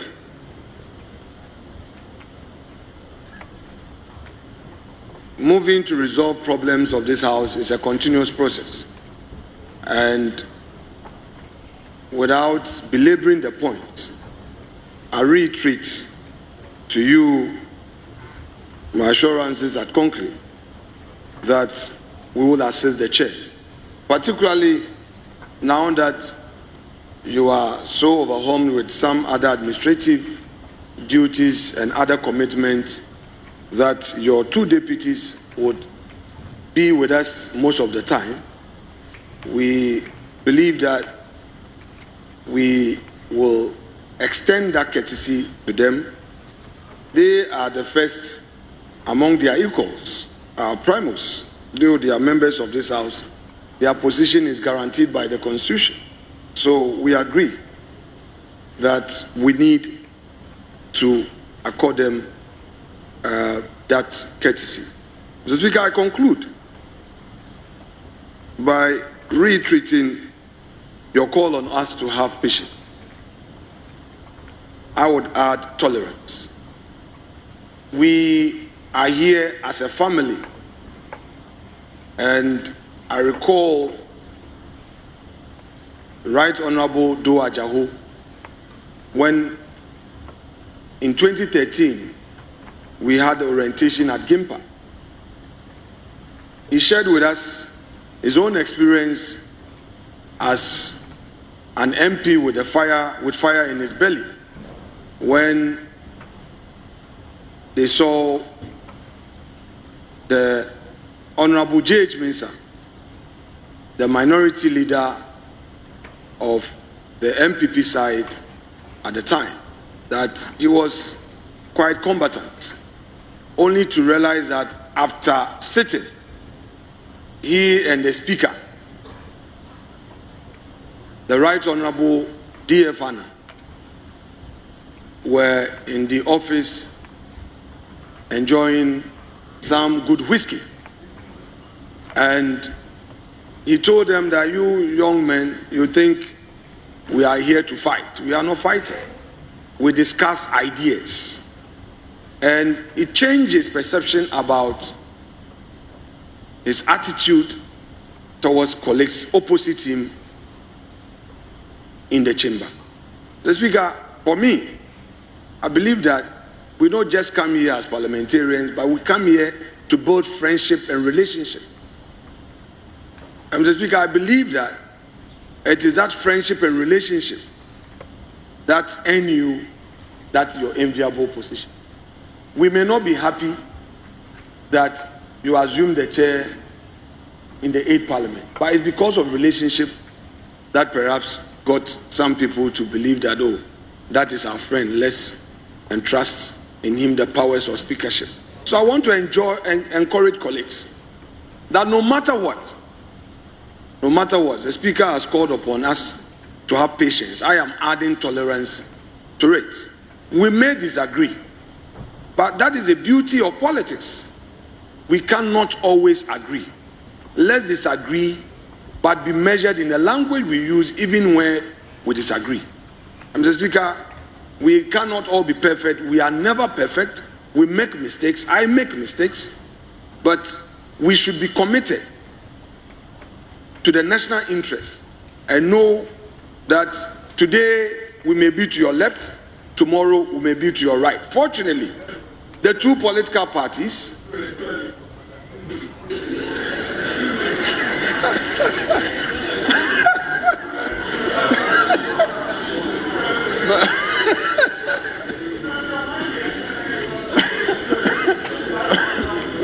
Mr. Speaker,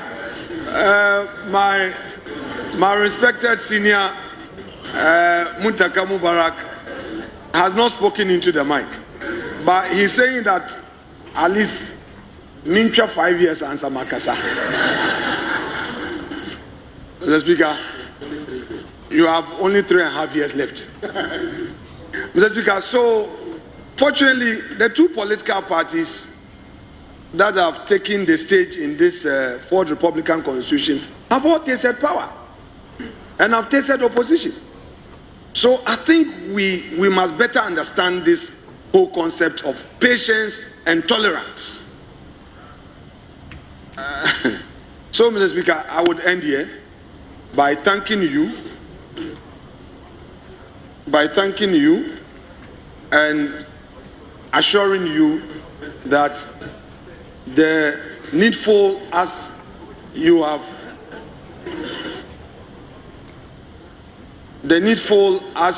enjoined us to pursue. Oh, Mr. Speaker, Mr. Speaker.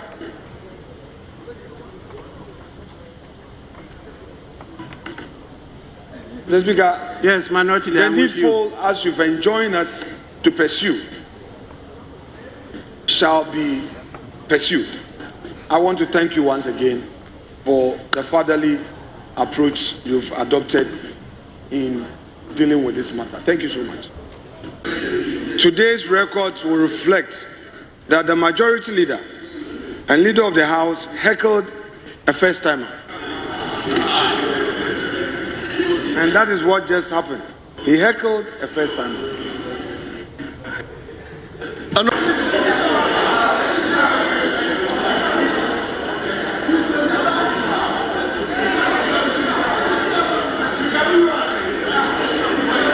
Mr. Speaker,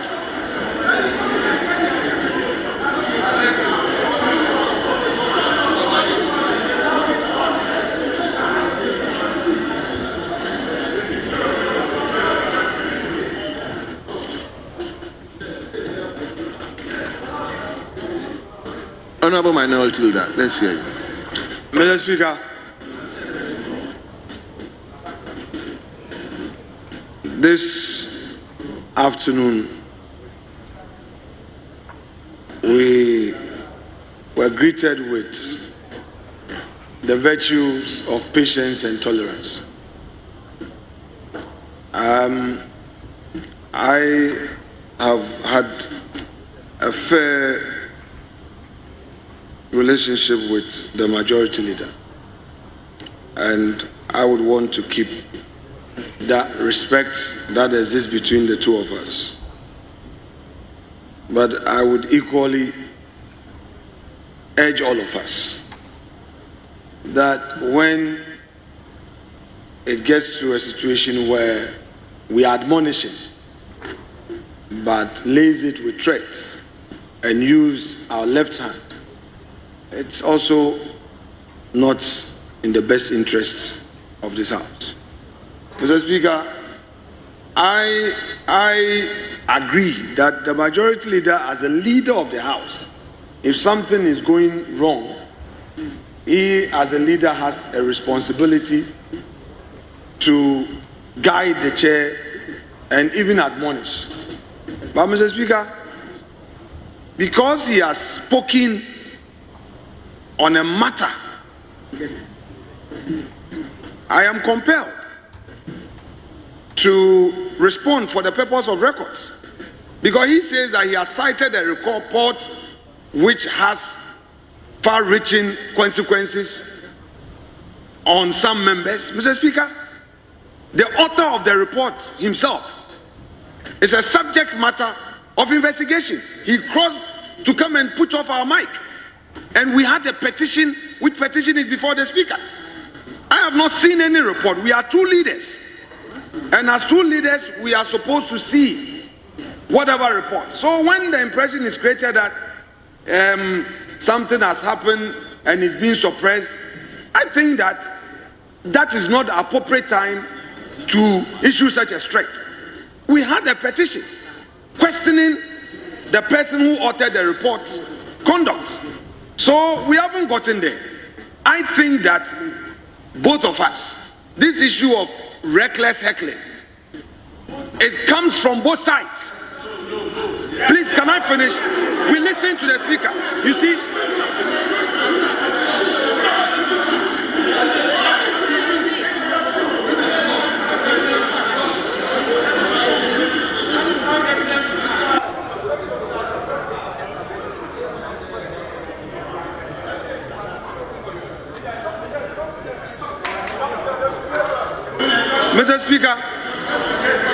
Mr. Speaker, I think that what we all have to do is to guide our backbench on the limits, the limitations of heckling. Some reasonable heckling, is allowed. But, Mr. Speaker, both sides. I mean, yesterday I had a cause to talk to some colleagues outside of this chamber that, look, you can heckle me, I don't have a problem. I'm used to heckling. In courts, when you really want to practice in our courts, you endure heckling. So I'm used to it. But some of you go too far. Mr. Speaker, I would want to plead with the leader of the House. He would want to admonish. But in admonishing, it goes into record. I have not seen any report. I have not been engaged in any matter. What I know is that our side petitioned with evidence against the conduct of the author of that report which has been advertised. And it's on record, that petition has not been heard. We have even sent a second petition because that person who is now making recommendation for people to be punished crossed and came and violently put off our mic. We have it on record. The videos are there. So when it rains in this house. It doesn't fall on only one roof. So let us all be measured and be guided, and I'm ready to cooperate with my senior brother. I've always accorded him that respect. We met at ECOWAS Parliament, he's senior at the bar, and I will respect him. I will not take that respect away from him, never. Besides, he came into this house before me. But I would also encourage my respected senior that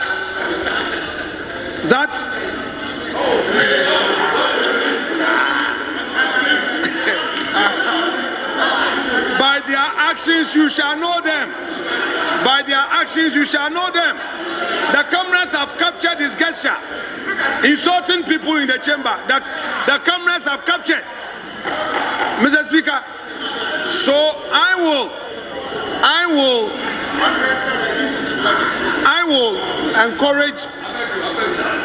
would encourage our leader that on such occasions, let us engage extensively.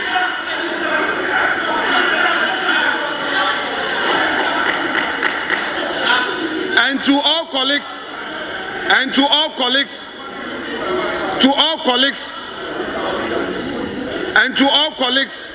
on both sides who are part of the backbench, please let us be measured. Mr. Speaker, I'll conclude. Even as I was on my feet, a colleague entered and violently used his hand. Please. And violently used his hand to abuse. The camera captured. Leader did not see. But colleagues, I saw the minister, I won't mention the minister's name, cautioning him to calm down. This is a person who is bringing people to justice, that some people must be punished. He came in. No, Mr. Speaker, I need to conclude. To gesture attack. Mr. Speaker, we'll cooperate with our colleagues, so that we live in harmony in this chamber.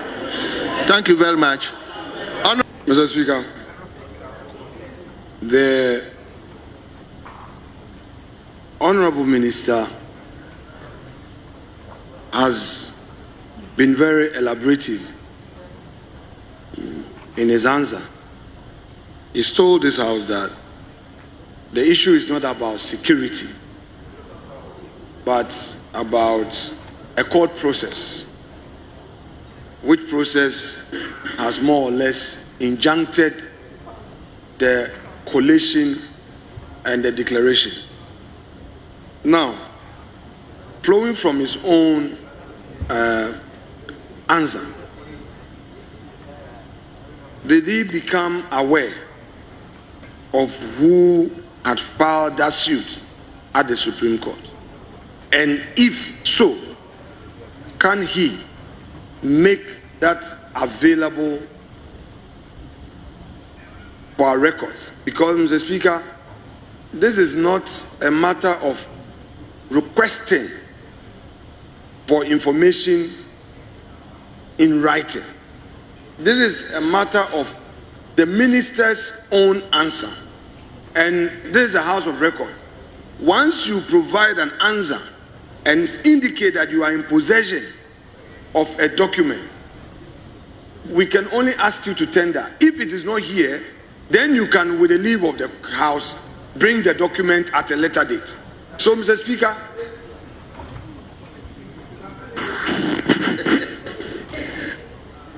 I don't take that as abusive. I don't take that as abusive. Is it because he's your friend? Mr.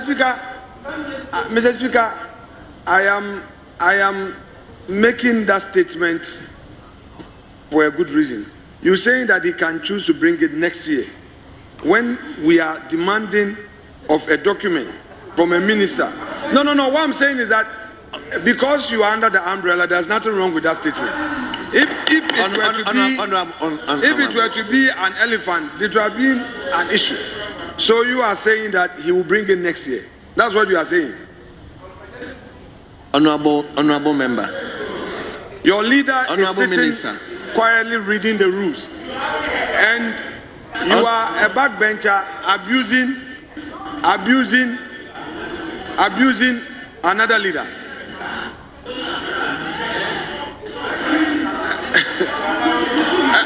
Honorable Majority, please. I'm going after your member. No, Honorable Majority No, I want you to speak into the mic. I'm going after your member. Did you say that, Mr. Speaker? Honorable Majority, give him the space.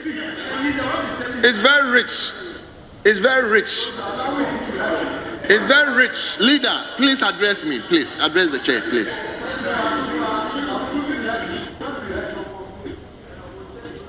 My backbench will get you. Don't cry. If they get you, don't cry. They will get you. Don't cry. Honorable leader, will you address me, please?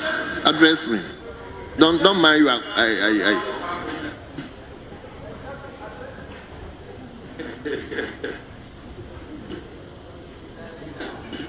You have even forgotten the question. Mr. Speaker, I have not forgotten. Mr. Speaker, this you should also know that it's a ploy that they want you to forget the question. Mr. Speaker, I won't fall for it. He was my classmate. Those days when we were doing politics, he was not a partisan politician. He just joined the politics. It's okay. We were studying at night together. It's okay. He just joined leadership. It's okay. No problem. Mr. Speaker, the Honorable Minister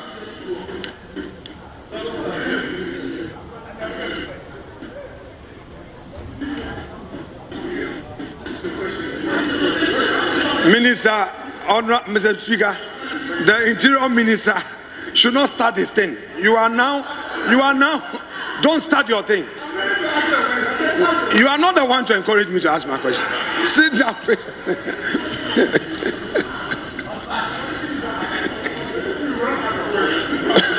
Mr. Speaker,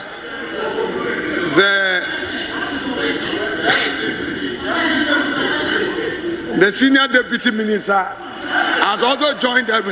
Mr. Speaker, the Senior Deputy Minister has joined the heckling brigade. Mr. Speaker, now back to business. It's good for us. Sometimes the tension is too much. Mr. Speaker, the Honorable Minister tells us that indeed the delay is not as a result of their inability to provide security, but it's as a result of a court process, which process has injuncted the final collation and declaration. In view of that answer from the minister, may I know from him whether he, as a result of that information, become aware of the parties to the suit, and if so, whether he can make available those documents, those court processes, to this House. Yes, Honorable Minister. Thank you very much, Mr. Speaker. Mr. Speaker, I refer my colleague to Order 86(1)(I), that members should not solicit an answer which is readily available in official publication. And Mr. Speaker, as you may know, the Supreme Court, the court processes, whether Supreme Court or Appeals Court or High Court, are public information. And therefore, my colleague knows where to get the answer. Thank you, Mr. Speaker. Mr. Speaker, he has raised a preliminary matter. This is not an answer, and I will litigate it. Mr. Speaker, the distinction must be made. I don't have Her Ladyship, the Right Honorable Bamford Adu's ruling on a similar matter. Mr. Speaker, I'm on my feet. May he hear me? Hold on. Very well. No problem. Mr. Speaker, thank you for the... Mr. Speaker, a member of this House has no right within our rules to decline an answer from a minister. He has no such right. He cannot say that the answer provided is not an answer. You may be dissatisfied with the answer, but the answer has been given. That is why, as leader, you are mandated under the law to have more supplementary opportunity than ordinary members. So he could explore that. But he cannot declare that he doesn't like the answer provided by the Honorable Minister. With all due respect. Well noted. So. Mr. Speaker, with respect, some of these teasers are good for learning purpose. The Honorable Minister relied on the rules of this House to address us on his preliminary objection to the question, and he sat down. He said that per this provision 86(1)(a), 86(1)(a),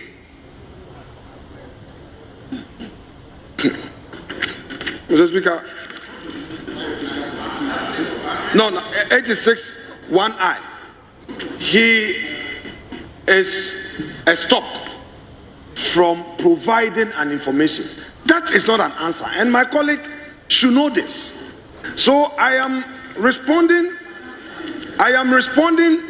to that objection that he raised.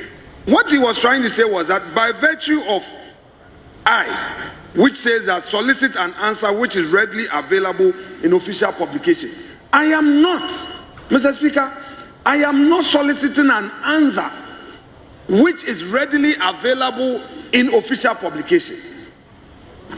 The rules under on supplementary questions are clear. They provide that your supplementary question must be anchored on the main answer that has been provided by the minister.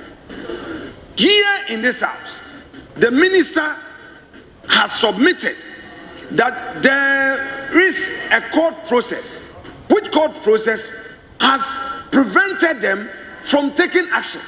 All I am saying is that, Honorable Minister, can you make available that information, that document to this House?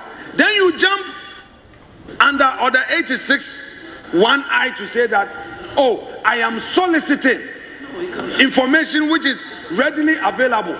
That is not what. If I had filed a question, to say that provide me a particular lawsuit, that would be different. This one, it is you yourself who has told this House that, look, you relied on a particular document to take a decision. And the House is asking that on the basis of that, can you provide that document for our records? Then you say, no, I should write to the court because a court process is an official document. Mr. Speaker, with the greatest respect, official publication, the rule, Mr. Speaker, is a court process an official publication.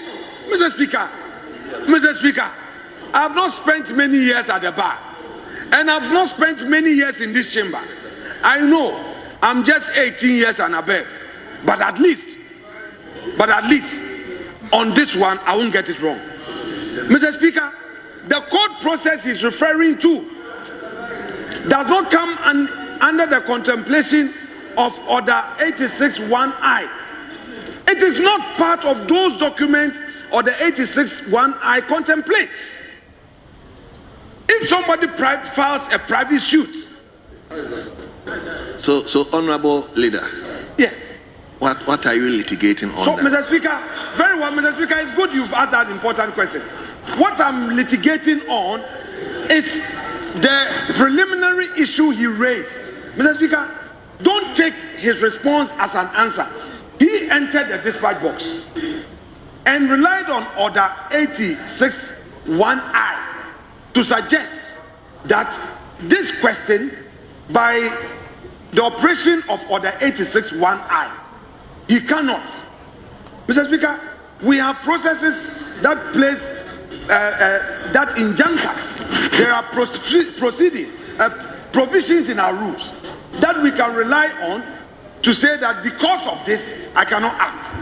So, Mr. Speaker, I need you, from what he has said and from what I've said, it is for you to rule whether or not, Mr. Speaker, whether or not a court process, Mr. Speaker, from what he said and what I've said, an invitation has been made to you to rule whether or not you want to uphold his submission to the effect that the court process that they perused comes under the contemplation of Order 86-1I. If you rule, it becomes part of the records of this House.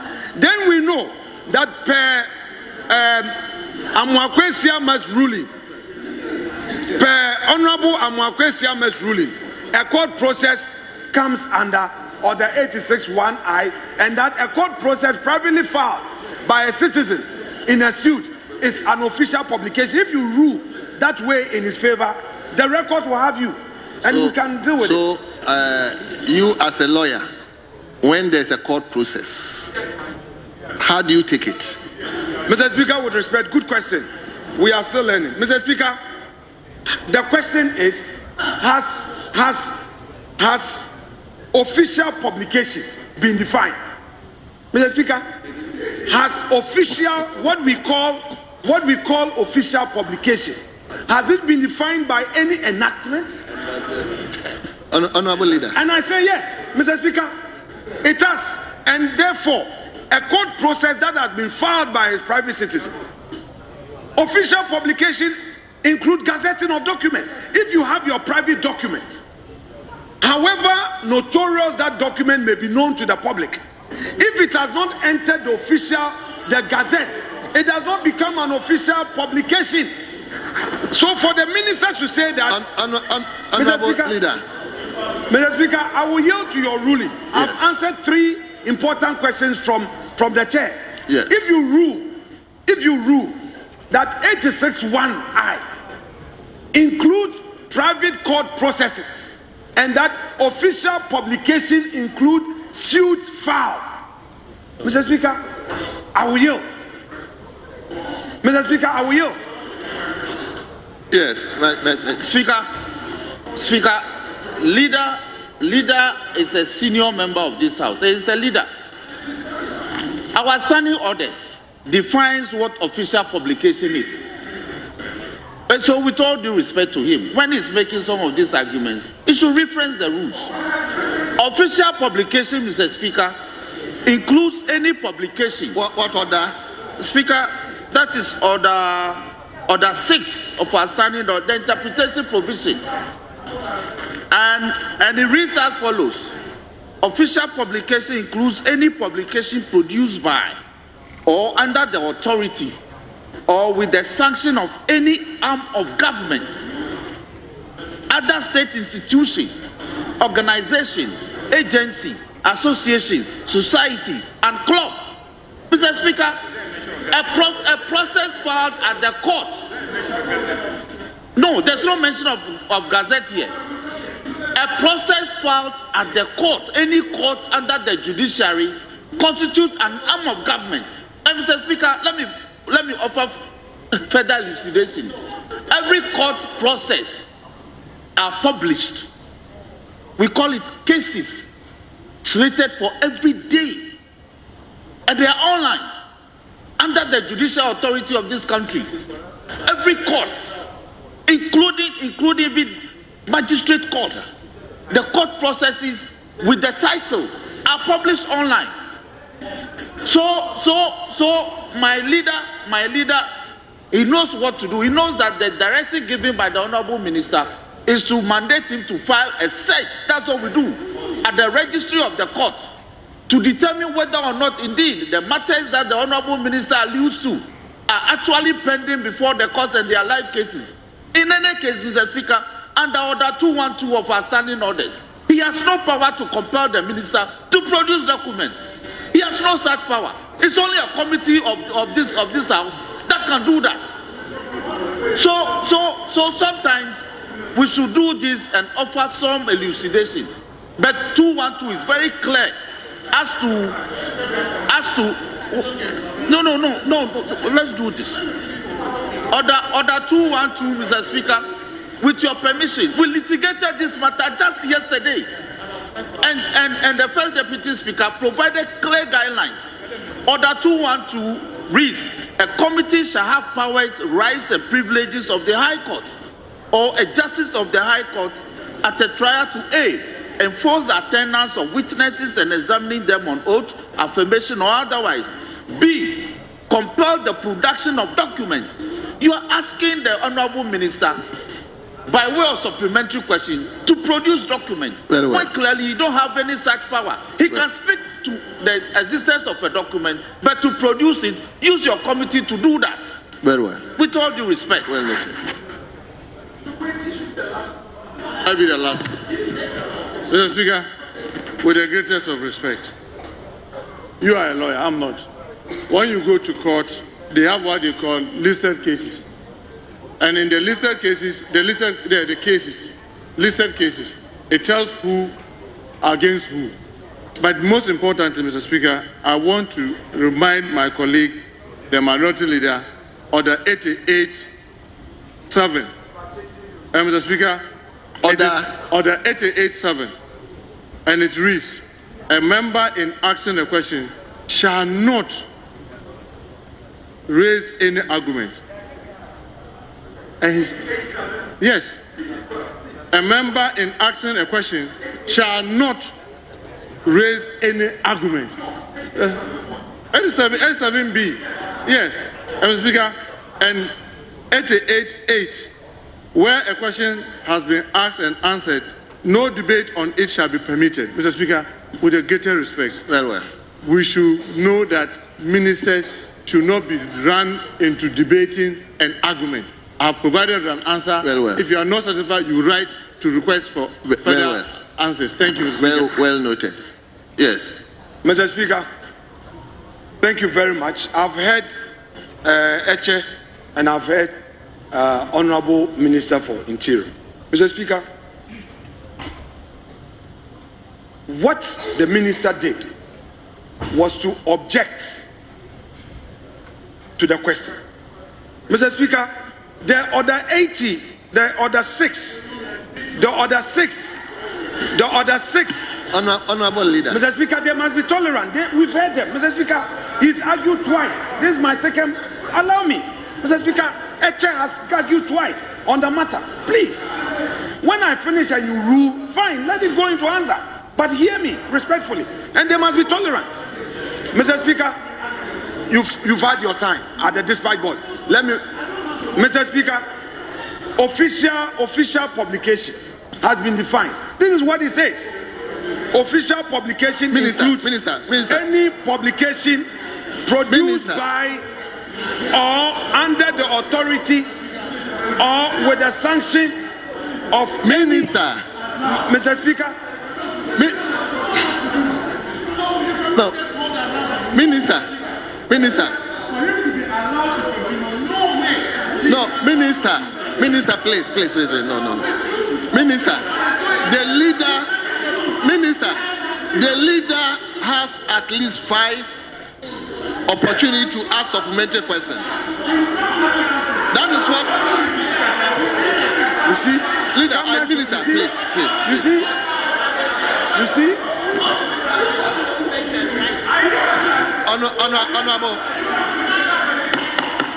Honorable Minister, please be tolerant a bit for us, please. I beg of you. Yes, Honorable Mr. Speaker. Honorable Minister. Mr. Speaker. Honorable Leader. Mr. Speaker, we've all seen what has just happened. Mr. Speaker, order 6 that they relied on. Minister, Honorable Mr. Leader. Speaker, official publication has been defined. A court process. Leader, Honorable Minister, you can't do that, please. Honorable Minister, you can't do that. Honorable Minister,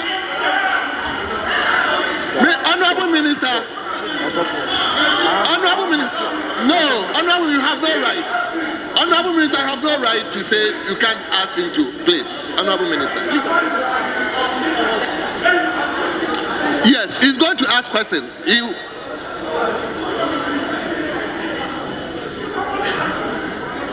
Honorable Minister.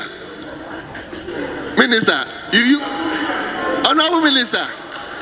Honorable Minister. Honorable Minister thinks he's still a leader.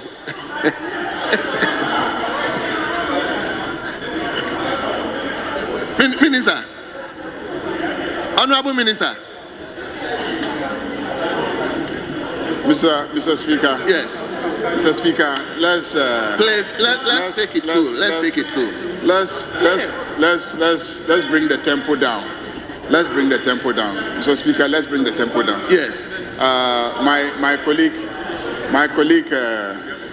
minority leader, I think that if we can just ask questions, yes, so that, because the Minister for Agriculture is also here, and we have statements to take. And indeed, at conclave, you requested for a couple of statements to be admitted, and they were admitted. And officially, we have just about 30 more minutes, because if we start sitting at 2, yes, and we must sit for 5 hours, we are supposed to end at 7.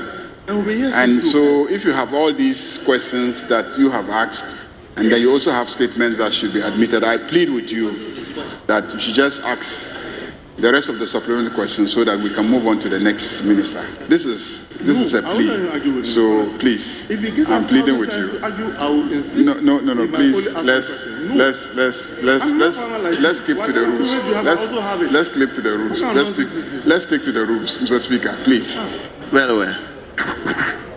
Honorable Minister, I beg of you. Please. No. Honorable Leader, please. Honorable Leader, you may ask your question, please. Well. Honorable members, we will bring a question directed to Honorable Interior Minister to a close. Honorable Minister for Interior, on behalf of the House, let me thank you for attending upon the House. Yes, let me now invite Honorable Minister for Agriculture, Food and Agriculture.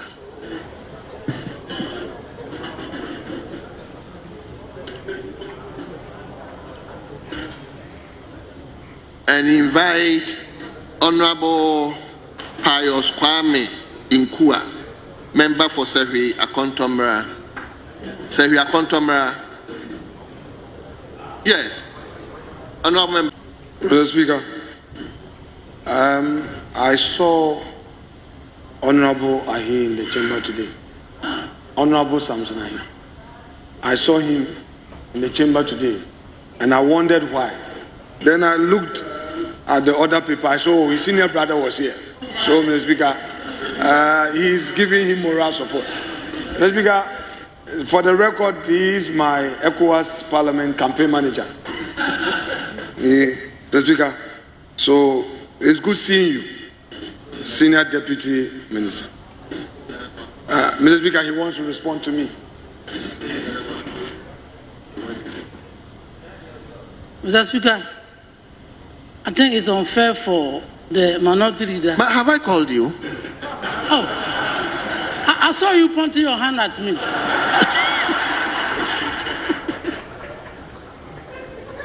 Mr. Speaker, I think it's unfair for minority leader to allude to the fact that I'm in Parliament today because Honorable Eric Opoku was coming to answer questions. Mr. Speaker, yesterday I was in the chamber.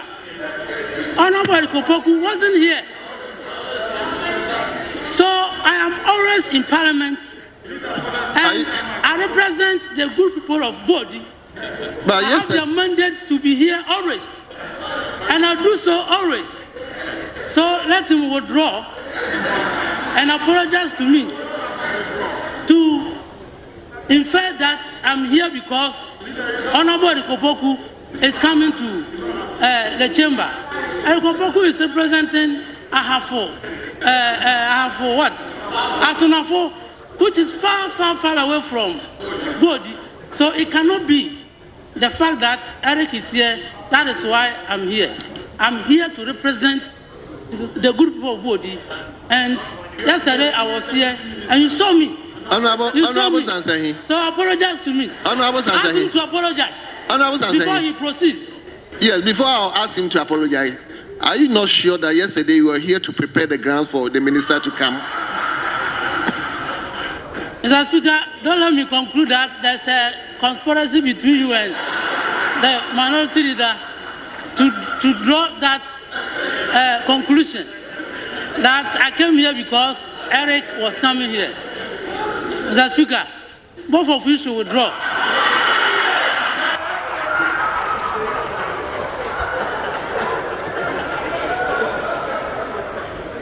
Honorable Minority Leader, you may ask the question, please. Mr. Speaker, it's good for our health. Yes. But now that you are saying you are from Western North and he is from Mahafo, meaning that he can make you his running mate. Oh, possibly. Mr. Speaker, Honorable Minister in his answer indicated that he is likely to sign an agreement for some equipment. He also referred to his recent visit to Belarus. And he says that subject to parliamentary approval, those equipment will be available for the farmers.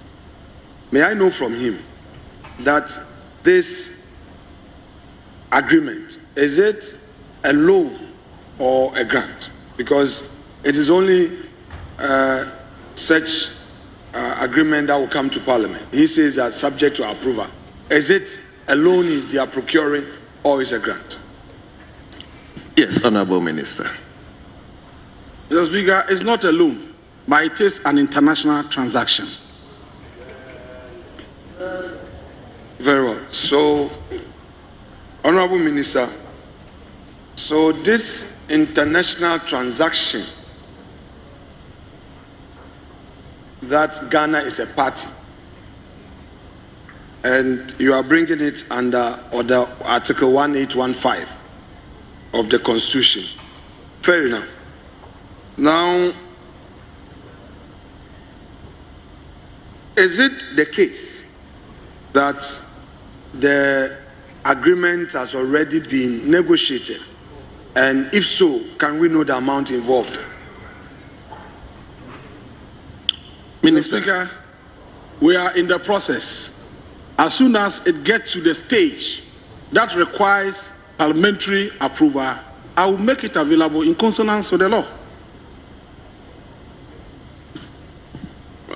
Honorable Minister,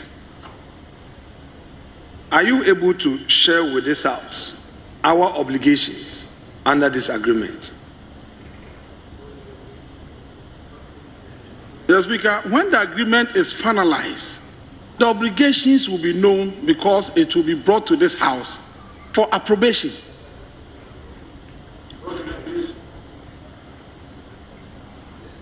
Honorable Why are you suddenly pursuing the path of brevity?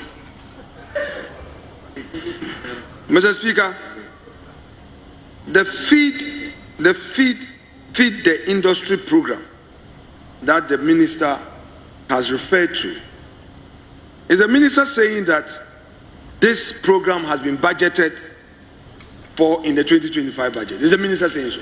Yes, Honorable Minister. Mr. Speaker, exactly so. Very well.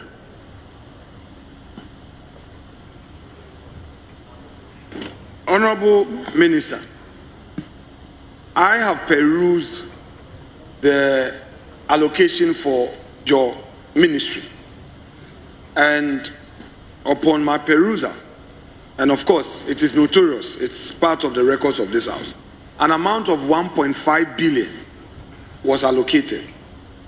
of this 1.5 billion, 900 million plus goes into compensation.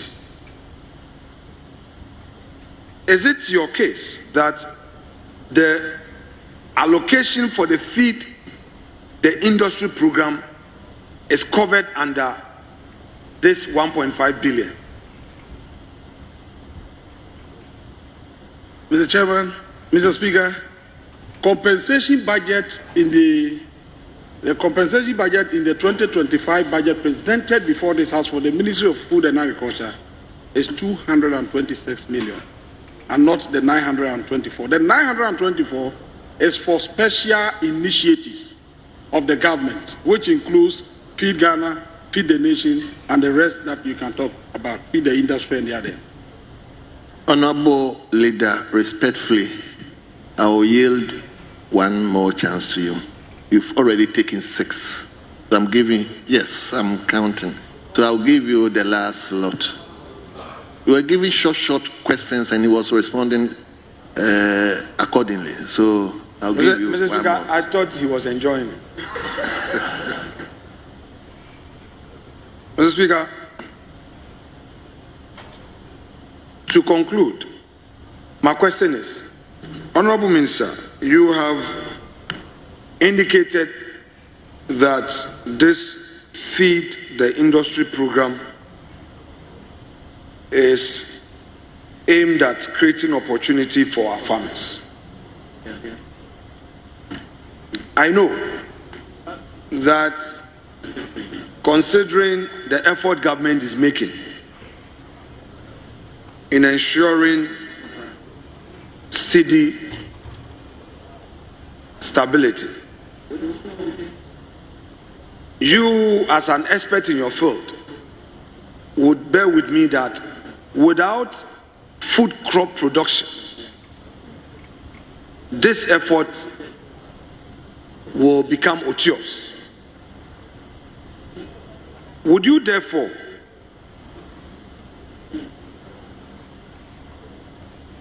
take steps under this Feed Ghana program to ensure that implementation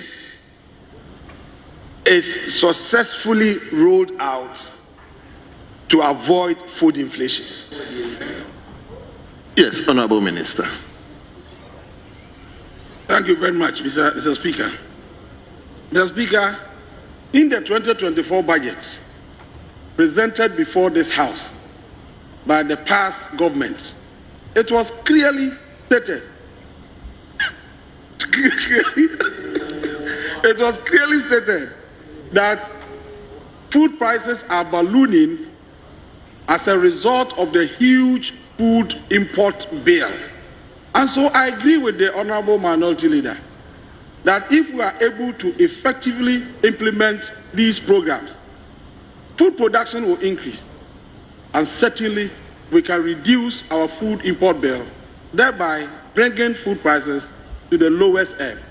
Thank you very much. Mr. Speaker, without any argument, the minister did well until the last one, when he decided to do his usual politics. Mr. Speaker, your answer, you were supposed to assure us that you will ensure a successful implementation of this policy, not to talk about some politics and leave it there. Assure us. Assure that we would, because we will hold your feet to the fire. Assure us that you would roll this out successfully to avoid the food inflation. Thank you very much, Mr. Speaker. Mr. Speaker, the Honorable Minority Leader is sounding as if I alone bear the responsibility to ensure that. But we are looking at a program called Feed Ghana. Under the Feed Ghana, we are advocating that every Ghanaian who has a house and has a space must have a home garden, at least to produce some vegetables to support feeding of the house. If the Minority Leader has a home garden, Mr. Speaker, as we have been advocating, he would have known that this program is already a success. He would have known that it's already a success. So, Mr. Speaker, I can assure the House that with the kind of mechanisms we have put in place and the enthusiasm we are generating, you can even see from the face of the former Defense Minister, that this program is going to be a success. Thank you very much. Honorable Nitiu, don't be invited. Don't be invited.